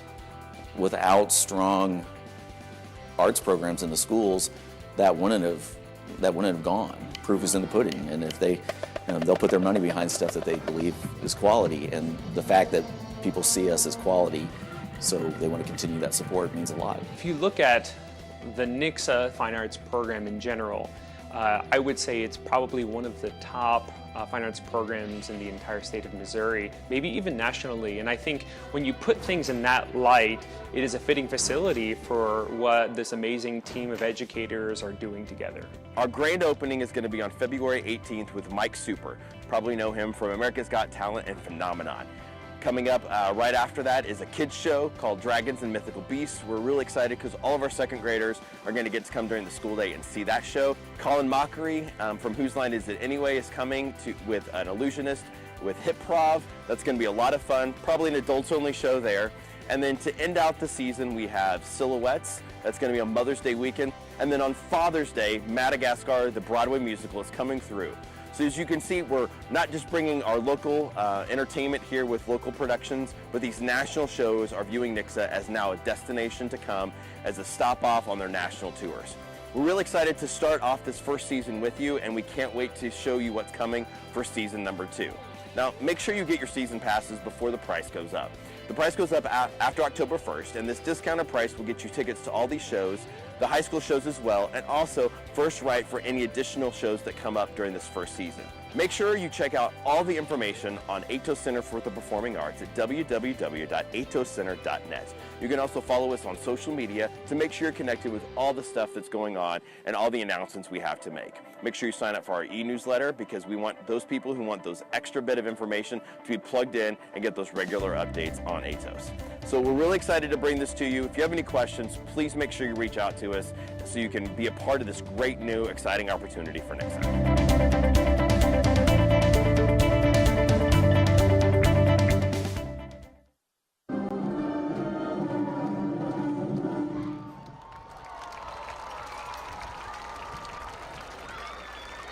Ladies and gentlemen, your Ozark varsity cheer. Please direct your attention to the track as we recognize the Ozark Junior High football team. The 7th grade had a successful season as the A team went undefeated with a record of 6-0. And the B team had a record of 4-1-1. The coaches for the 7th grade were Kyle Templeton, Austin Oliver, Jonathan Hutchinson, and Dave Mills.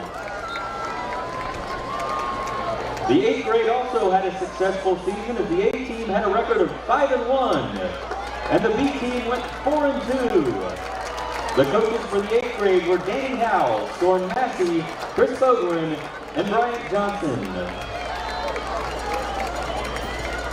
Thank you, players and coaches, and congratulations on a great season. Ladies and gentlemen, your 7th and 8th grade Ozark Tigers football.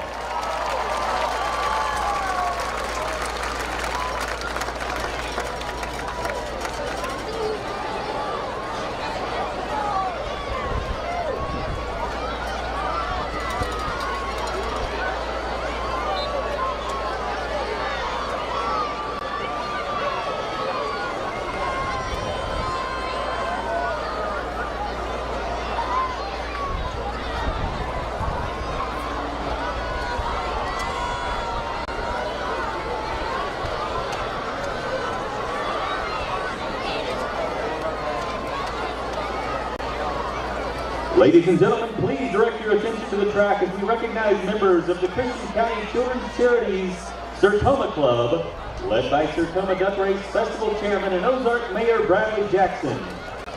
Accompanying the Sertoma Club are members of the charitable organizations here to receive the funds generated from the 21st Annual Sertoma Duck Race Festival.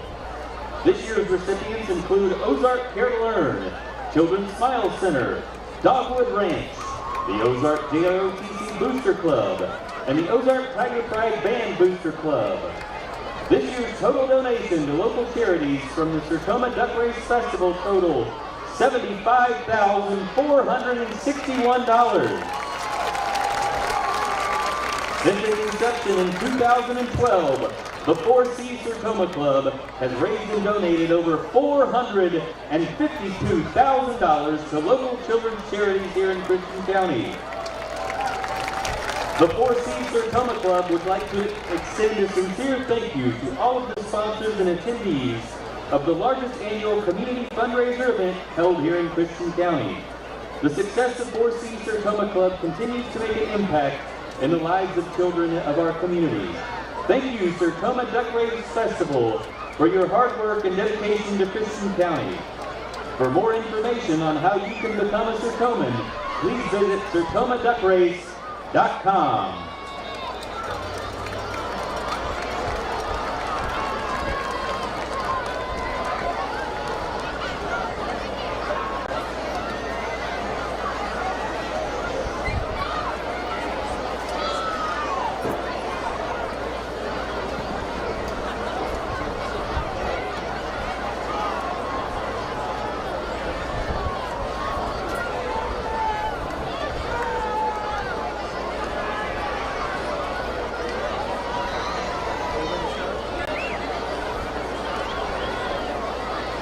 Remember, the football game was not the only competition tonight. We're still awaiting the results of the Can the Eagles, Can the Tigers competition. But we do have results from the Superintendent Barbecue Cook-Off. While it's rumored Dr. Loden is a pretty good hand at barbecue, this year's winner is Ozark Superintendent Dr. Chris Bauman.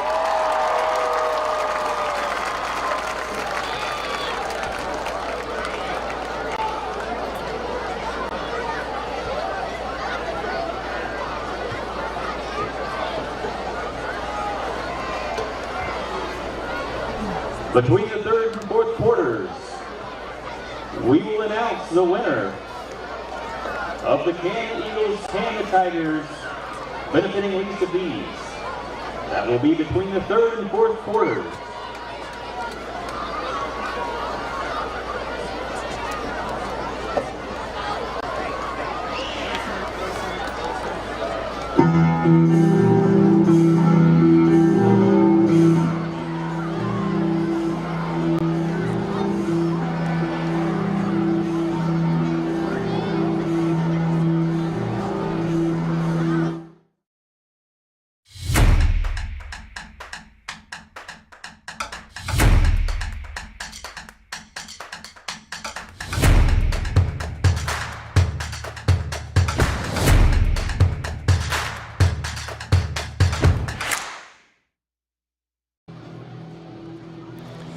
Back here at Tiger Field in Ozark, Missouri, we've got the backyard brawl.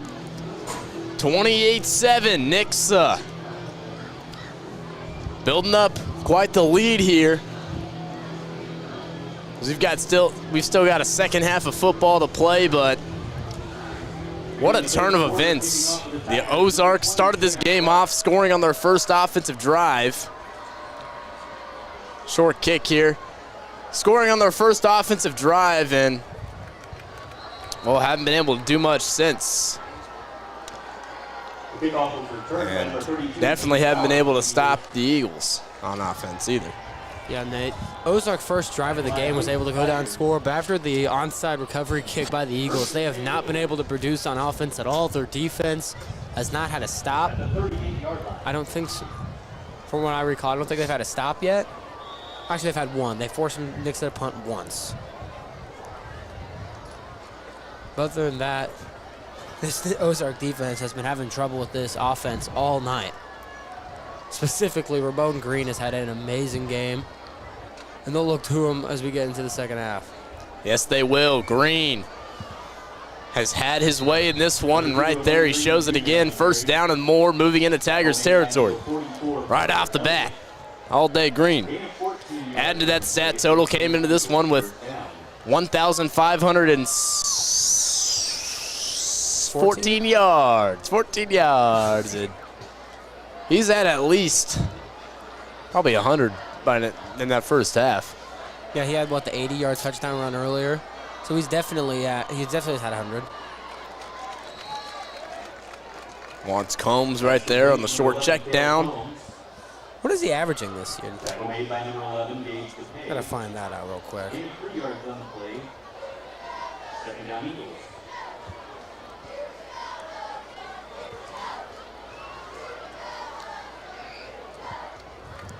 He's averaging 189 yards per game on the ground, Ramon Green.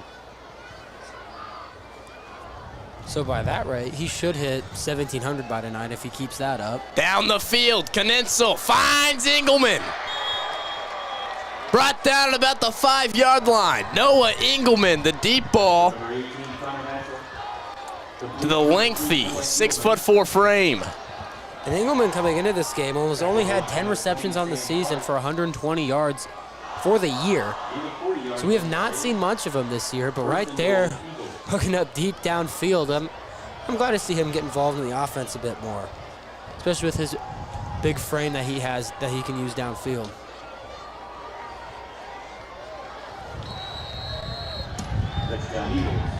This time it's not green. They throw in Dylan Ribera to score the touchdown in that one. Ribera, the sophomore, who's expected to fill the role, the shoes of Ramon Green next year.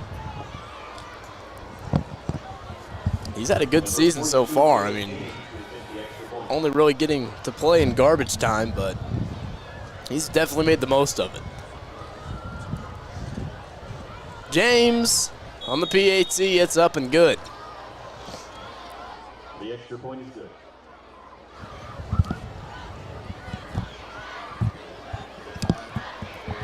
We're going to send it down to our on-field reporter, Dalton Herring. Thanks, Nate. Coach Perry said he likes the explosiveness of his team, likes how quick they're moving down the field and scoring. Nixa did not fail this drive and just scored. Let's see what Ozark can do on their drive if they can get anything going. Back up to you, Nate. Sponsored by Ozark Chevrolet. Ozark Chevrolet is proud to be your hometown car dealer. Whether you need sales or service, you get one low price, plain, simple, and always. Thank you, Dalton. So, 35-7 here for the Eagles. And after what was once a pretty enthusiastic and good atmosphere on this side of the field, is now quiet, isn't it, Ryan? Yeah, they haven't had much to cheer about after that first drive. Oh my goodness, what a kick by Coach James. That one's out the back of the end zone.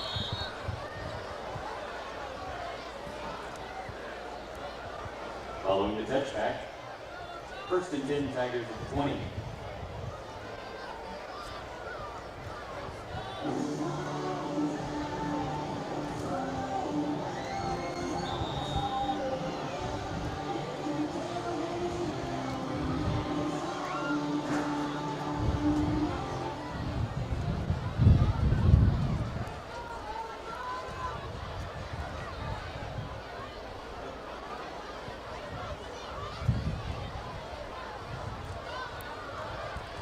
And they'll start things off here, giving it to Chromebush. Number 26, Jacob Chromebush on the carry. Who can't get much going there.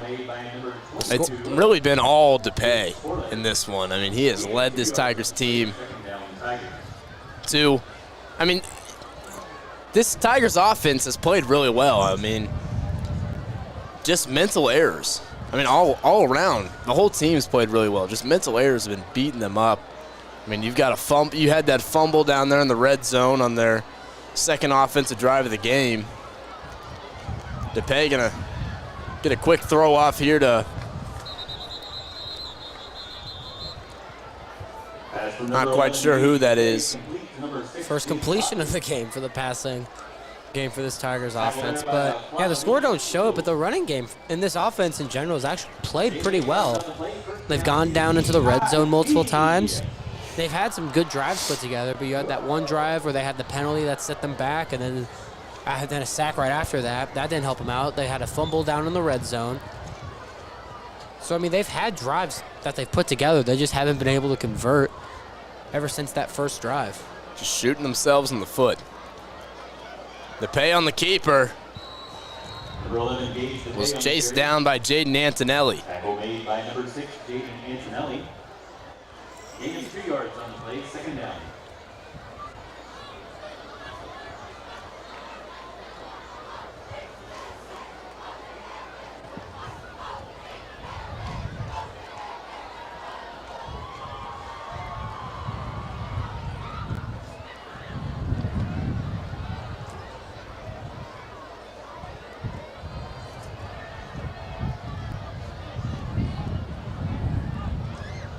DePay keeps it himself again. Number 11, Gage DePay on the carry. Just can't get anything going there. Looks like that right arm is bothering him a bit. He's grabbing a little bit. He's shaking it after the play.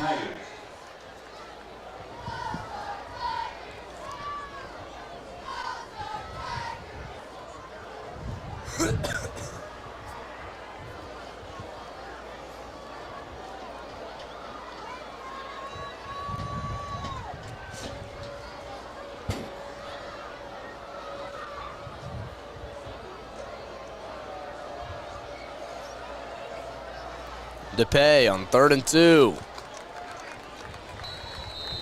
Gets the first down. Tackle made by number 44, Ty Hartman. Gain of 4 yards on the play. Good for a first down for your TIG.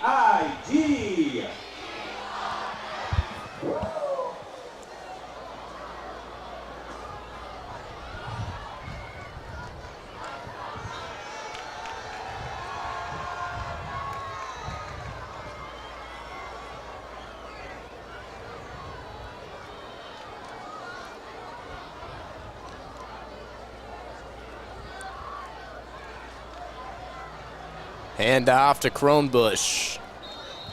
Number 26, Jacob Kronebusch on the carry. Tackle made by number 9, Spencer Ward. Gain of 5 yards on the play, second down.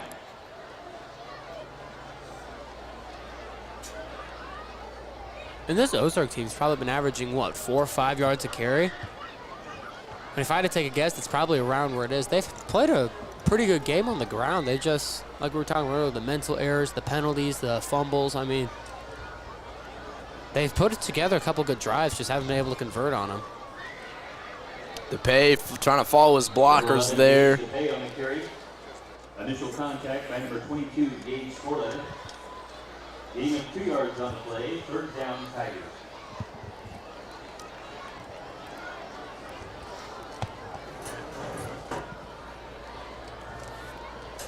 Thankfully for us up here, Nate, the wind's died down a bit. It was really windy in that first half.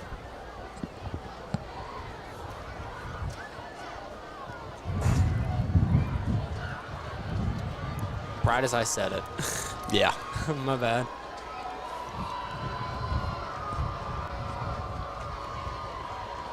Hey, DePay gonna keep it himself again. Number 11, Gage DePay. Not much going there. Visual contact by number 9, Spencer Ward. Shy of the first down on that. Gain of 1 yard on the play, 4th and 2 Tigers. Third. Makes it 4th down.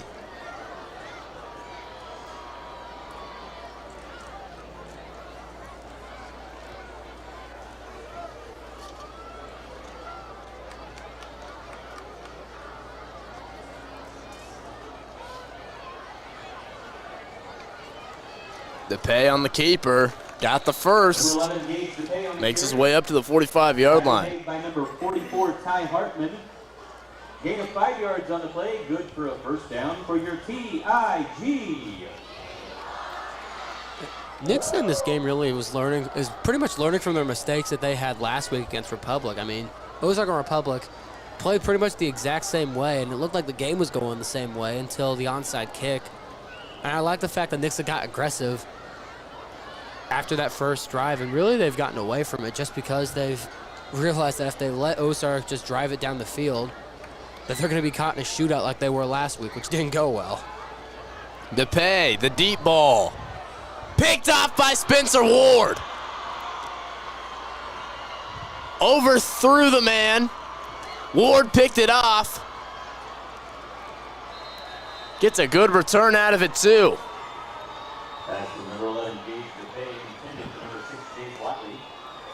It was intended to Jace Watley, and looks like he just fell. Gave Ward a chance where he didn't even have to try. I mean, it was right there to him.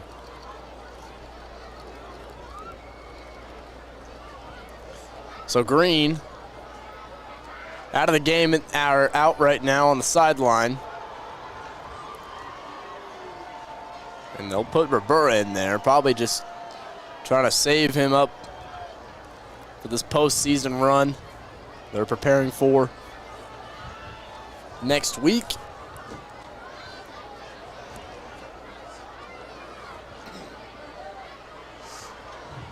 Personal foul on the offense. Penalty decline. First down, Nixa.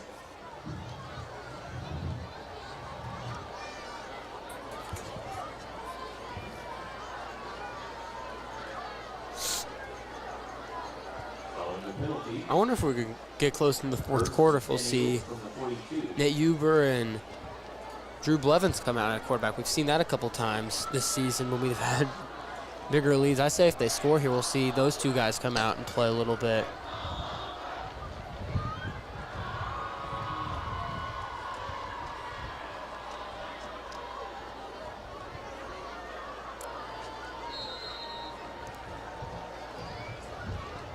Number 5, Dylan Rivera on the carry. Tackle made by number 44, Parker Elliott. Gain of 8 yards on the play, second down, Eagles.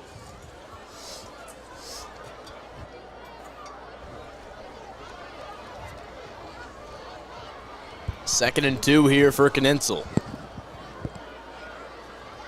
Drops back to pass. He wants Kranz, his tight end, over the middle, can't find him. Just missed him. Second and 2, that was a good time to take a shot downfield. Just put it a little bit in front of him there. Kranz had to dive out to try and reach for it. Almost got a hold of it.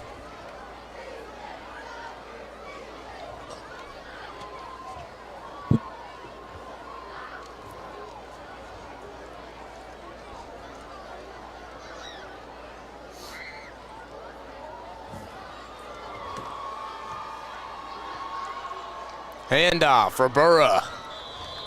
Dropped in the backfield. Number 5, Dylan Rivera on the carry. Brought down in the backfield by number 11, Gage DePay.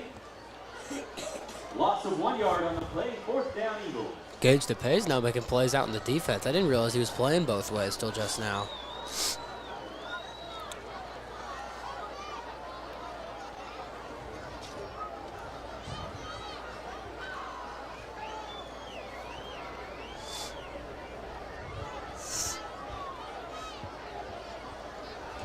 So the punt team for the Eagles going to head out there for the first time tonight.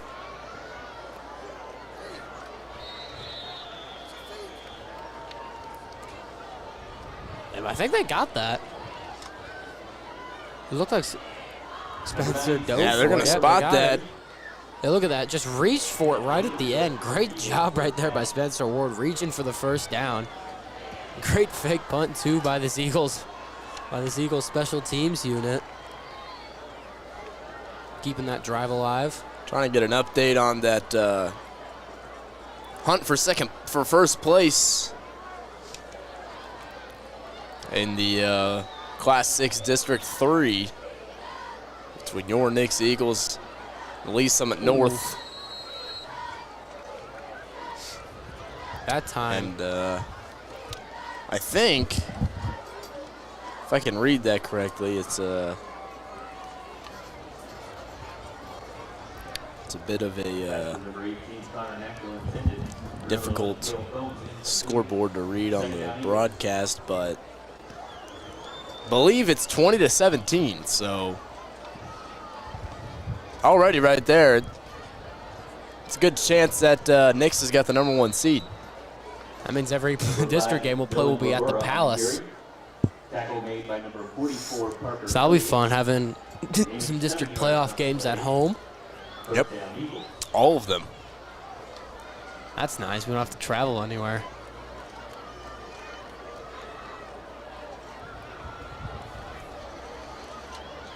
Knitzel drops back again. He's got Vincent wide open on the curl route. I mean, where is the secondary on that play? I mean, there's nobody within 5 yards of him all the way around. I mean, we'll see it on the replay right here. He catches it. Nobody's anywhere near him. Don't know what was going on in the secondary there. Regardless, great play by Vincent, getting the sophomores confused. Getting open in open field.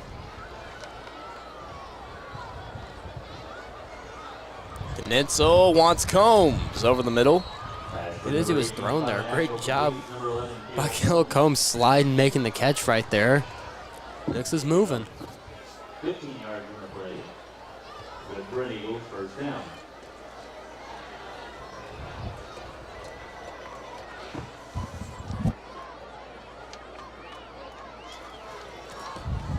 And Knitzel, that one's batted down.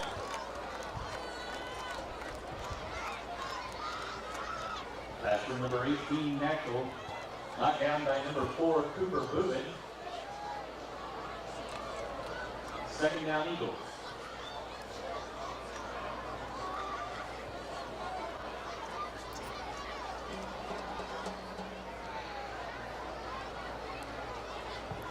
So that brings up 2nd and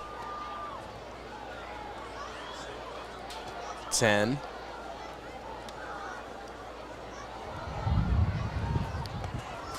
Ward, the direct snap, takes it up the middle, still on his feet.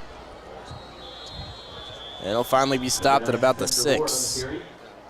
Initial contact by number 11, Gage DePay. Don't know what the penalty was on there. It's called right as the ball was snapped. We'll see what they call here. They'll call false start on the Eagles.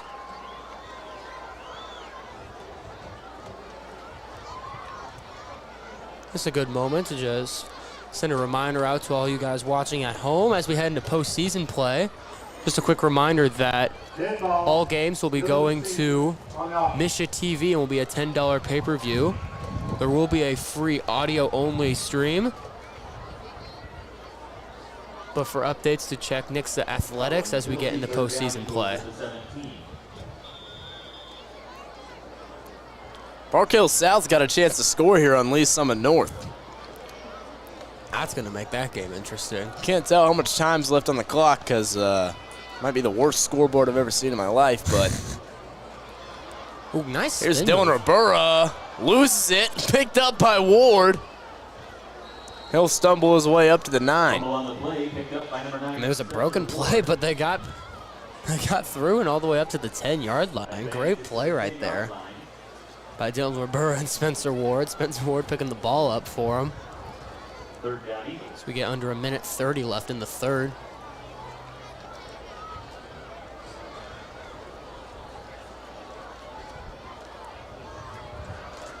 Knitzel lobs one up to Combs. Oh, almost came down with that one. That would have been probably the catch of his career. That would have been an amazing catch. Let's see what this replay.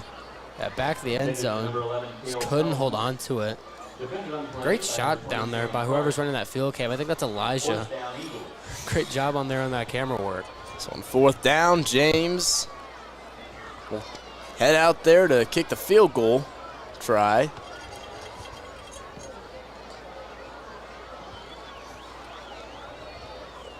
From 27.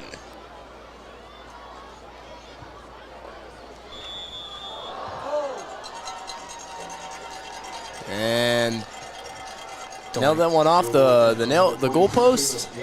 There's a doink. Huh. think that's the second time that's happened this year with Caleb James. I forget, it was at home. What game was it? I want to say it was against Neosho. I could be wrong on that, but that's the second time Caleb James has hit it off the goalpost on a field goal attempt.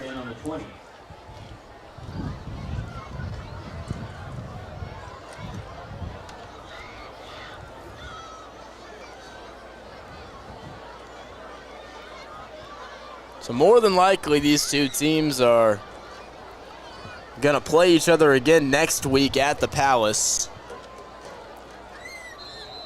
And this one doesn't look like Ozark's gonna battle back anytime soon here. 44, Parker Elliott on the carry. Yeah, we're getting into the last quarter of play, down 4 touchdowns. I mean, I don't see Ozark coming back in this one unless they get a miracle. But overall, ever since that first drive, the run defense has gotten better. I mean, Ozark's still finding ways to get downfield, but the run defense has gotten significantly better than it was in the first quarter. And DePay gonna hand it off here. Cronbush. Can't get much going there on second down, so that'll bring up 3rd and about 6.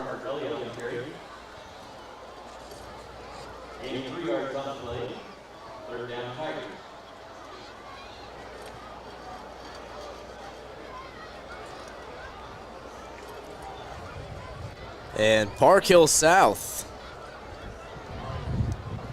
just went up on Lee Summit North. Ooh, what quarter are they in?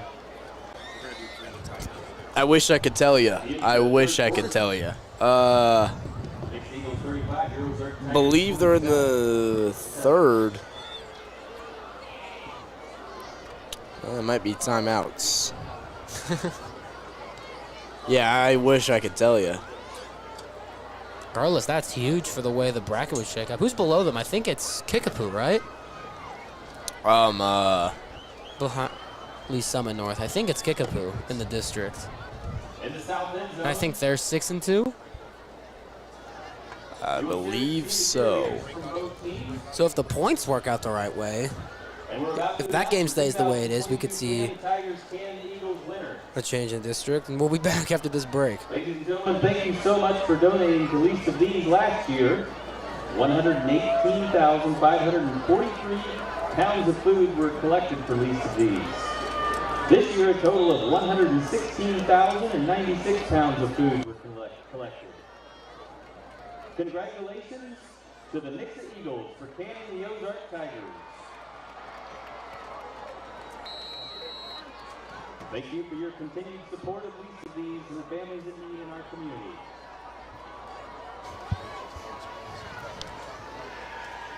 And we're back. See right there, the Dirty Birds decked out in red, white, and blue.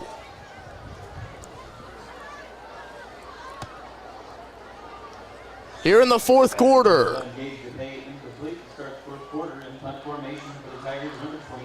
Tigers in punt formation.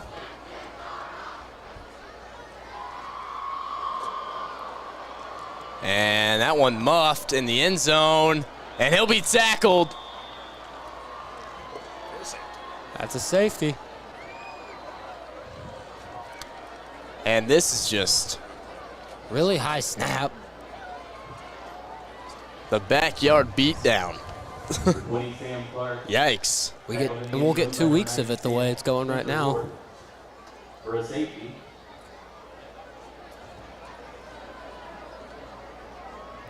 Yeah, I think you can wrap this one up. I don't see after that Ozark coming back.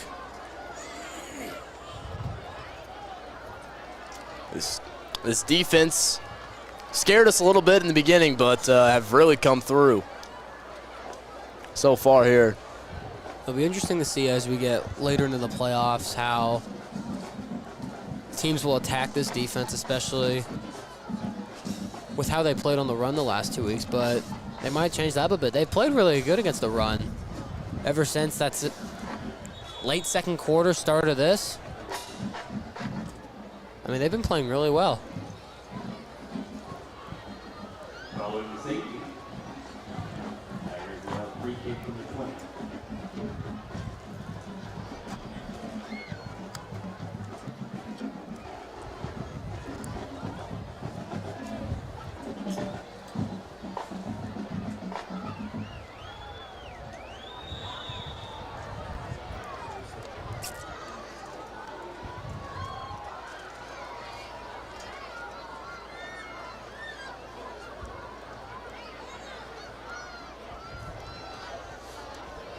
And this one's up and off.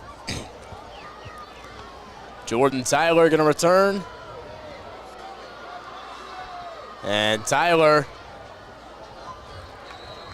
makes his way up to about the 37-yard line. Tyler on the return.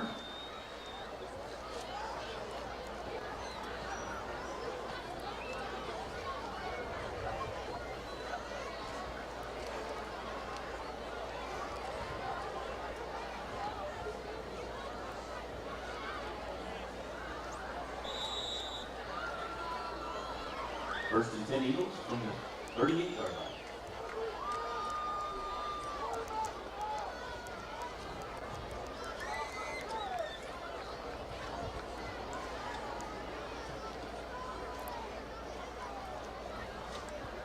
Knintzel back out there to start things off here.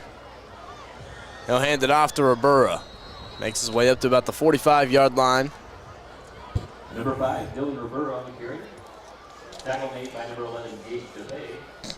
Gain of 8 yards on the play. Second down, Eagles.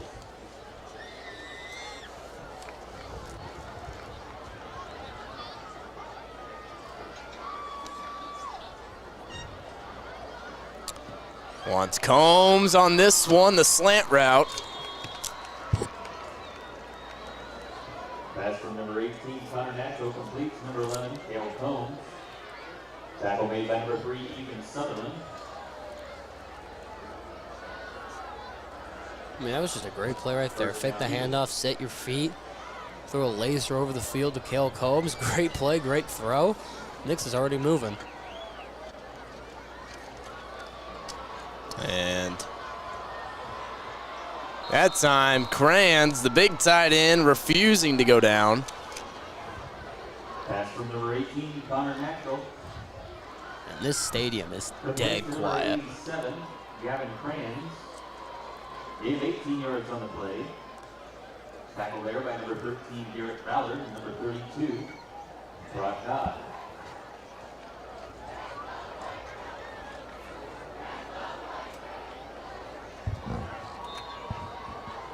Number 5, Dylan Rivera on the carry. Rivera that time. Parker Elliott. Gain of 2 yards on the play, second down. Small gain of 2, brings up second.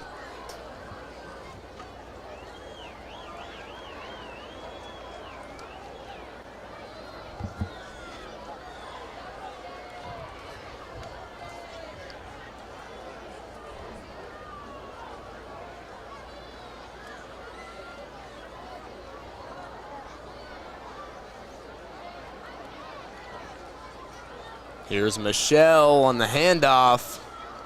It's the first down.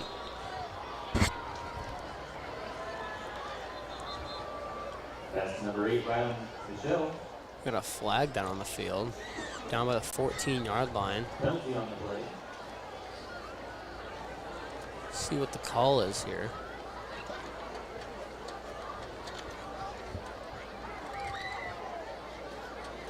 Looks like a holding. If I take a guess.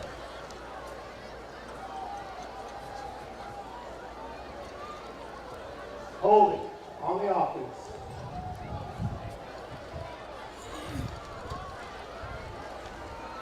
So that'll set him back.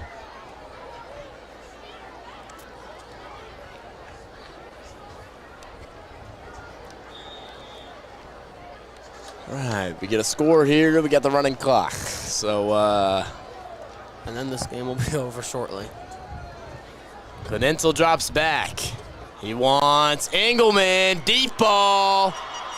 Touchdown, Eagles. Noah Engelman.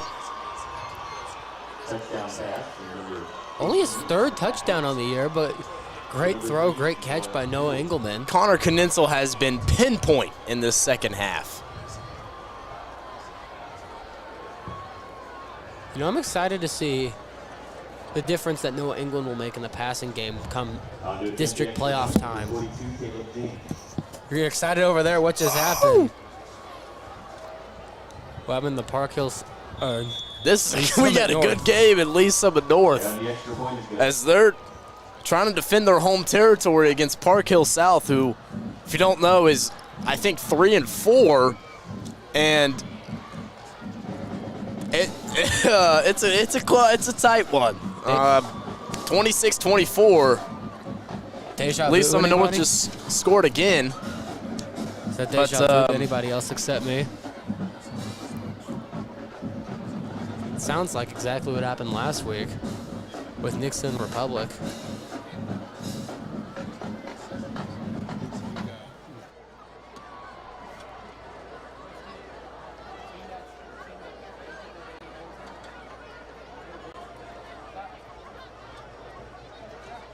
Ozark Chevrolet is proud to be the presenting sponsor of the Backyard Brawl in your hometown car dealer.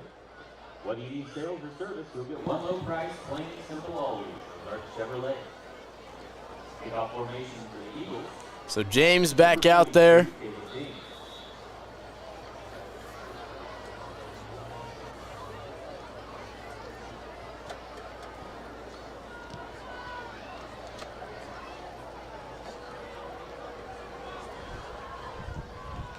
Oh, big hit there. He is not happy either. Who was it? Number 3, Ethan Sutherland on the return. Run down by number 31, Brody May. I think it was number 10, Tanner Grant. Is that, you see 10 on there? I saw 10. Took him up by the legs and threw him in the ground. Great tackle. There by Tanner Grant.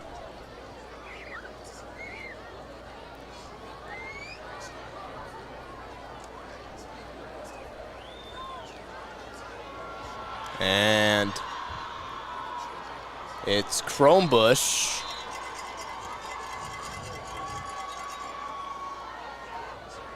Number 26, Jacob Chromebush on the carry.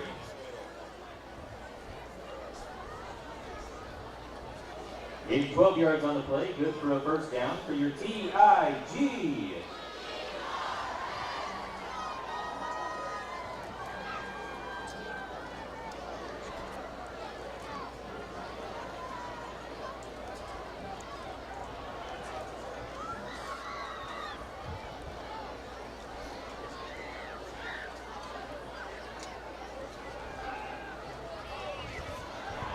And they're gonna call that an interception. What happened? It looked like he put the. Hold on, look, get a replay of that. I'm a little. Interception by number 10, Tanner Grant. I'm not the only one who saw that. Flag on the play. Okay, it looked like from our view up here, it looked like he put the ball on the ground. Tanner picked it off. Wow, what a play by Tanner Grant, back to back. Absolutely obliterating Ethan Sutherland on senior night, which is embarrassing. And then Tanner Grant, and then coming up with that one right there. I mean, just snagged it out of thin air like it was nothing. Low throw, too, right over the middle of Tanner Grant right there. Defense. First down. Following the interception and penalty. First and 10 Eagles from the 32. I don't know what the penalty was, but there was a penalty.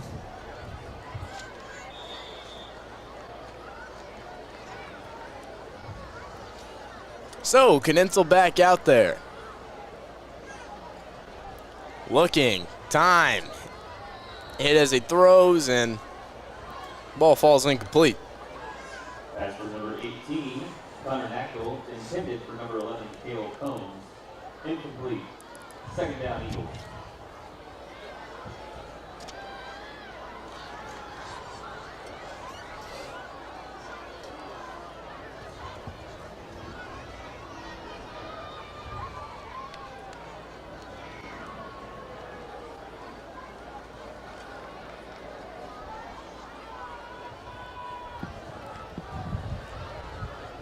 Here's Michelle on the end around. He's got speed, and he's got a first down along with it. Pass complete, number 8, Rylan Michelle. Tackle made by number 4, Cooper Bupid. Gaining 12 yards on the play, good for an Eagle first down.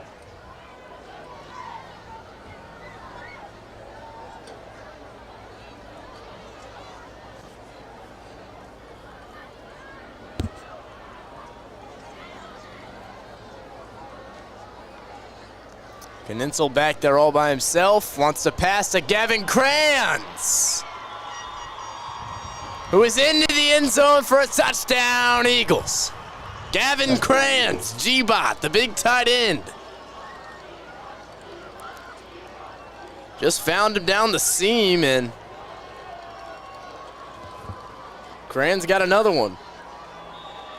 Came into this one with 16 receptions, 263 yards, and now he's got 4 touchdowns.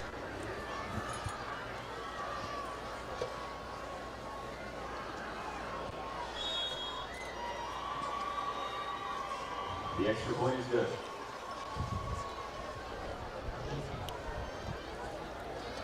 .638 left. Said this once, but another reminder to everybody watching at home. District playoffs start next week, which will mean that our live streams will be going on Misha TV. There'll be a $10 pay-per-view as far as we know for now. There'll be a free audio of the stream. For more information, go on Nixa Athletics.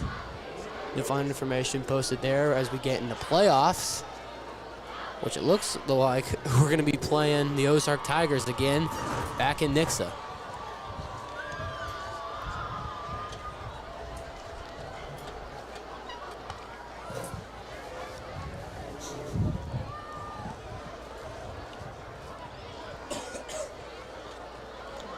Kicking off for the Eagles, number 42, Caleb James.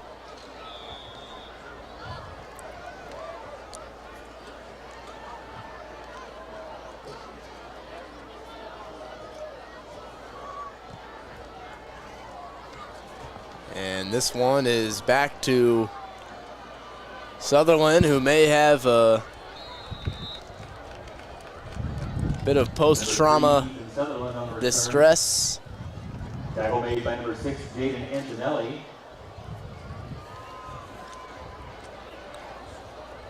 First and 10 Tigers at the 28.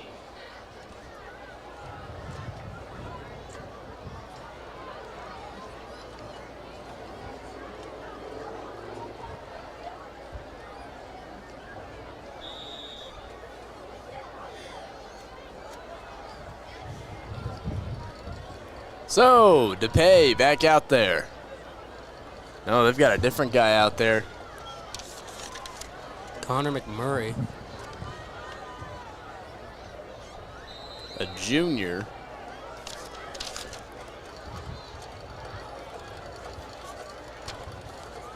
Handed it off there to Doug Newland, also a junior. Tackle made by number 44, Ty Hartman for the Eagles.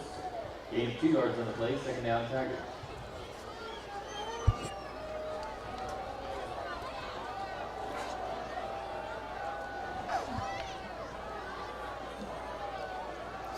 And it's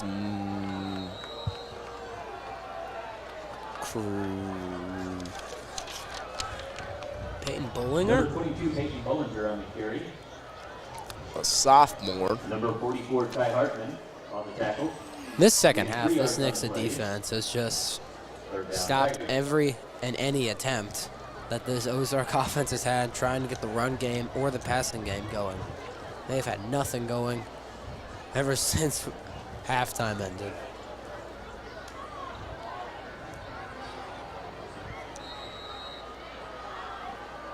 Number 45, Doug Newland on the carry.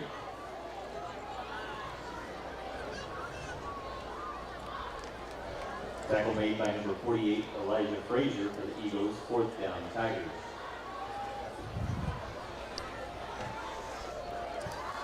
Fourth and 4 for the Tigers. Looks like they're going to go for it.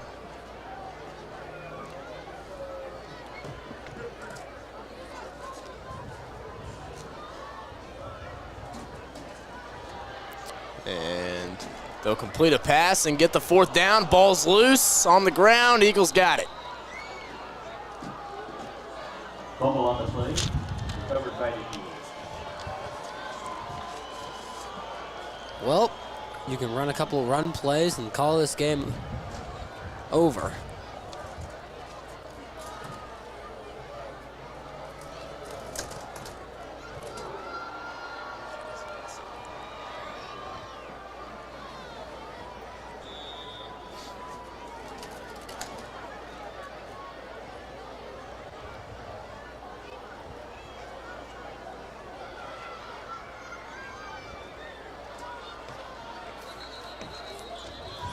New quarterback in there for the Eagles. Tigers going to call a timeout.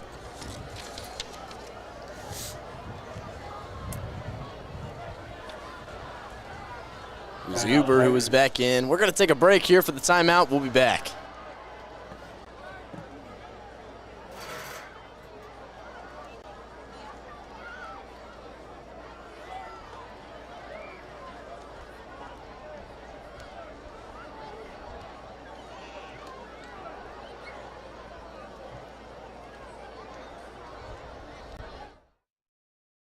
Everything's installed and up to date. You really know your job. Well, we have weekly training, on-site trainers and tech labs, plus knowledge testing. I felt proud just learning how to make an Excel spreadsheet. We make sure all our techs are trained to work on any brand of equipment. You guys are like HVAC gurus. Learning is a journey of inspiration, forever traversed through one's mind. You learned that in your class. Back here in the fourth. The handoff to Kevon Lewis.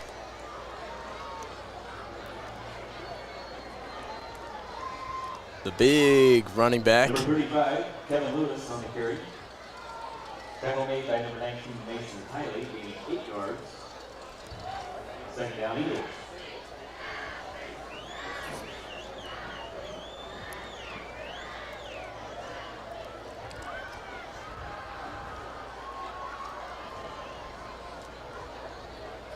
Yeah, a couple more run plays, and that'll do it.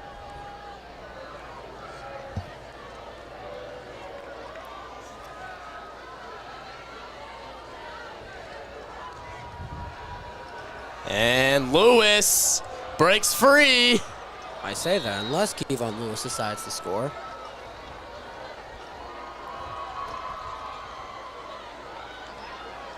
Great run right here. Just finds the lane, breaks a couple tackles. Just breaks up field into the red zone. Now, the games I've seen Kevon Lewis play, one thing I will say is that it's not easy tackling that guy. Bounces off everybody. Great physical runner, but got some speed to him. I'm excited to see what he'll do next year.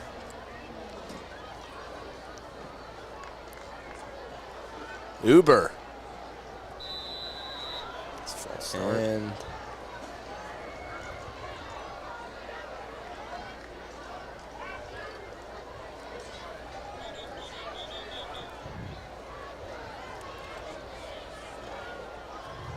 Dead ball, ball start on the offense.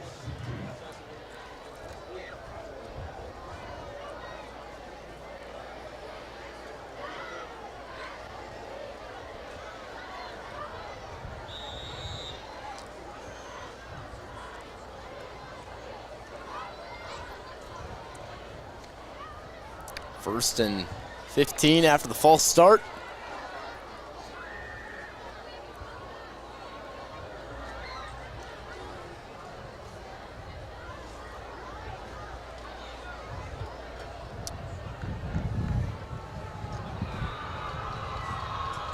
Handoff, Lewis. Ball's on the ground. Bubble on the play.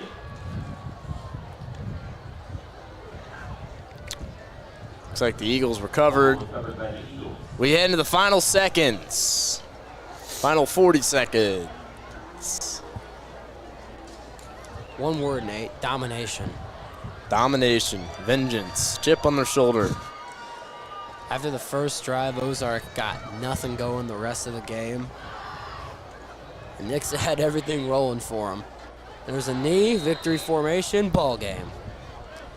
The final seconds of the backyard brawl. And the Eagles will take home the trophy for the third year in a row, excuse me. The final, 51-7. And that ends what has been a historic season for Nixa football. 8-1. Knocking off the #1 team in Class 5, being the top dog COC co-champions and one blemish in the record, one bump in the road, but we keep on driving. We head to the playoffs, districts, next week. Not too sure who we're gonna play, but it's most likely that these two teams will face off once again, but this time on the gray turf at the Palace, the most beautiful place to be on a Friday night. And if you're not there, I encourage you, first of all, I encourage you to be there for every single district game. If you can make it, come. We would really, everybody on this football team, including me, even though I love when you guys listen to me, would really love for you guys to be there, get all the support they can get for this playoff run. A historic season it's been. I mean, it went by so fast, so fast. My final regular season on the call was over, but what a way to end it. I feel like we were at Webb City yesterday. Yeah, wow, it did. It has gone by very fast. 8-1. We keep on going. Next week at the Palace, opponent TBD. We'll see you there, everybody. That's all from me. You got anything, Ryan? No, I'm good. All right, have a good night, everybody. We'll see you next week, right here on Nixa Live.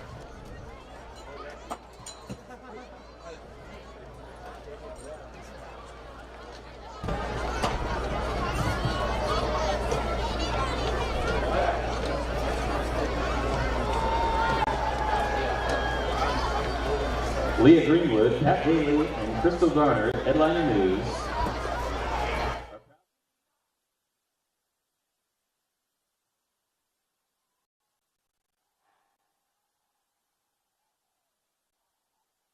Edition of the Christian County Headliner.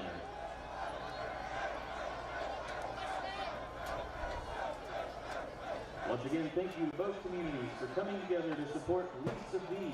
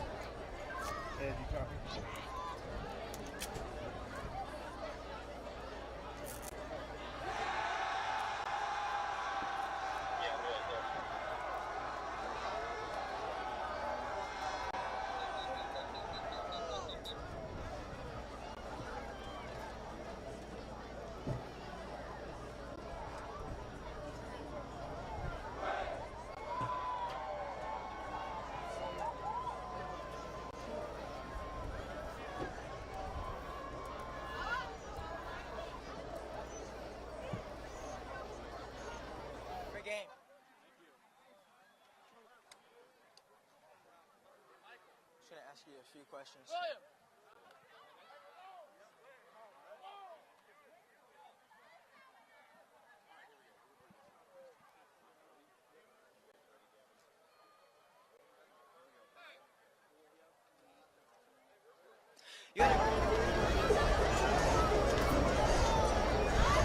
Focus on our tackling last week, being more physical.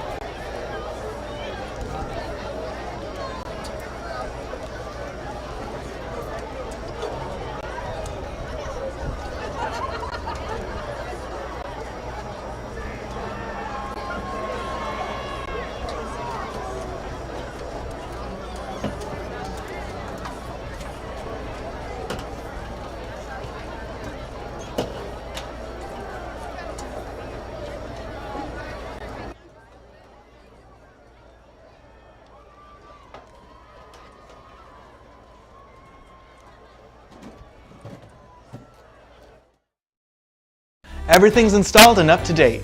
You really know your job. Well, we have weekly training, on-site trainers and tech labs, plus knowledge testing. I felt proud just learning how to make an Excel spreadsheet.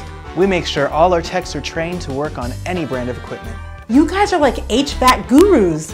Learning is a journey of inspiration, forever.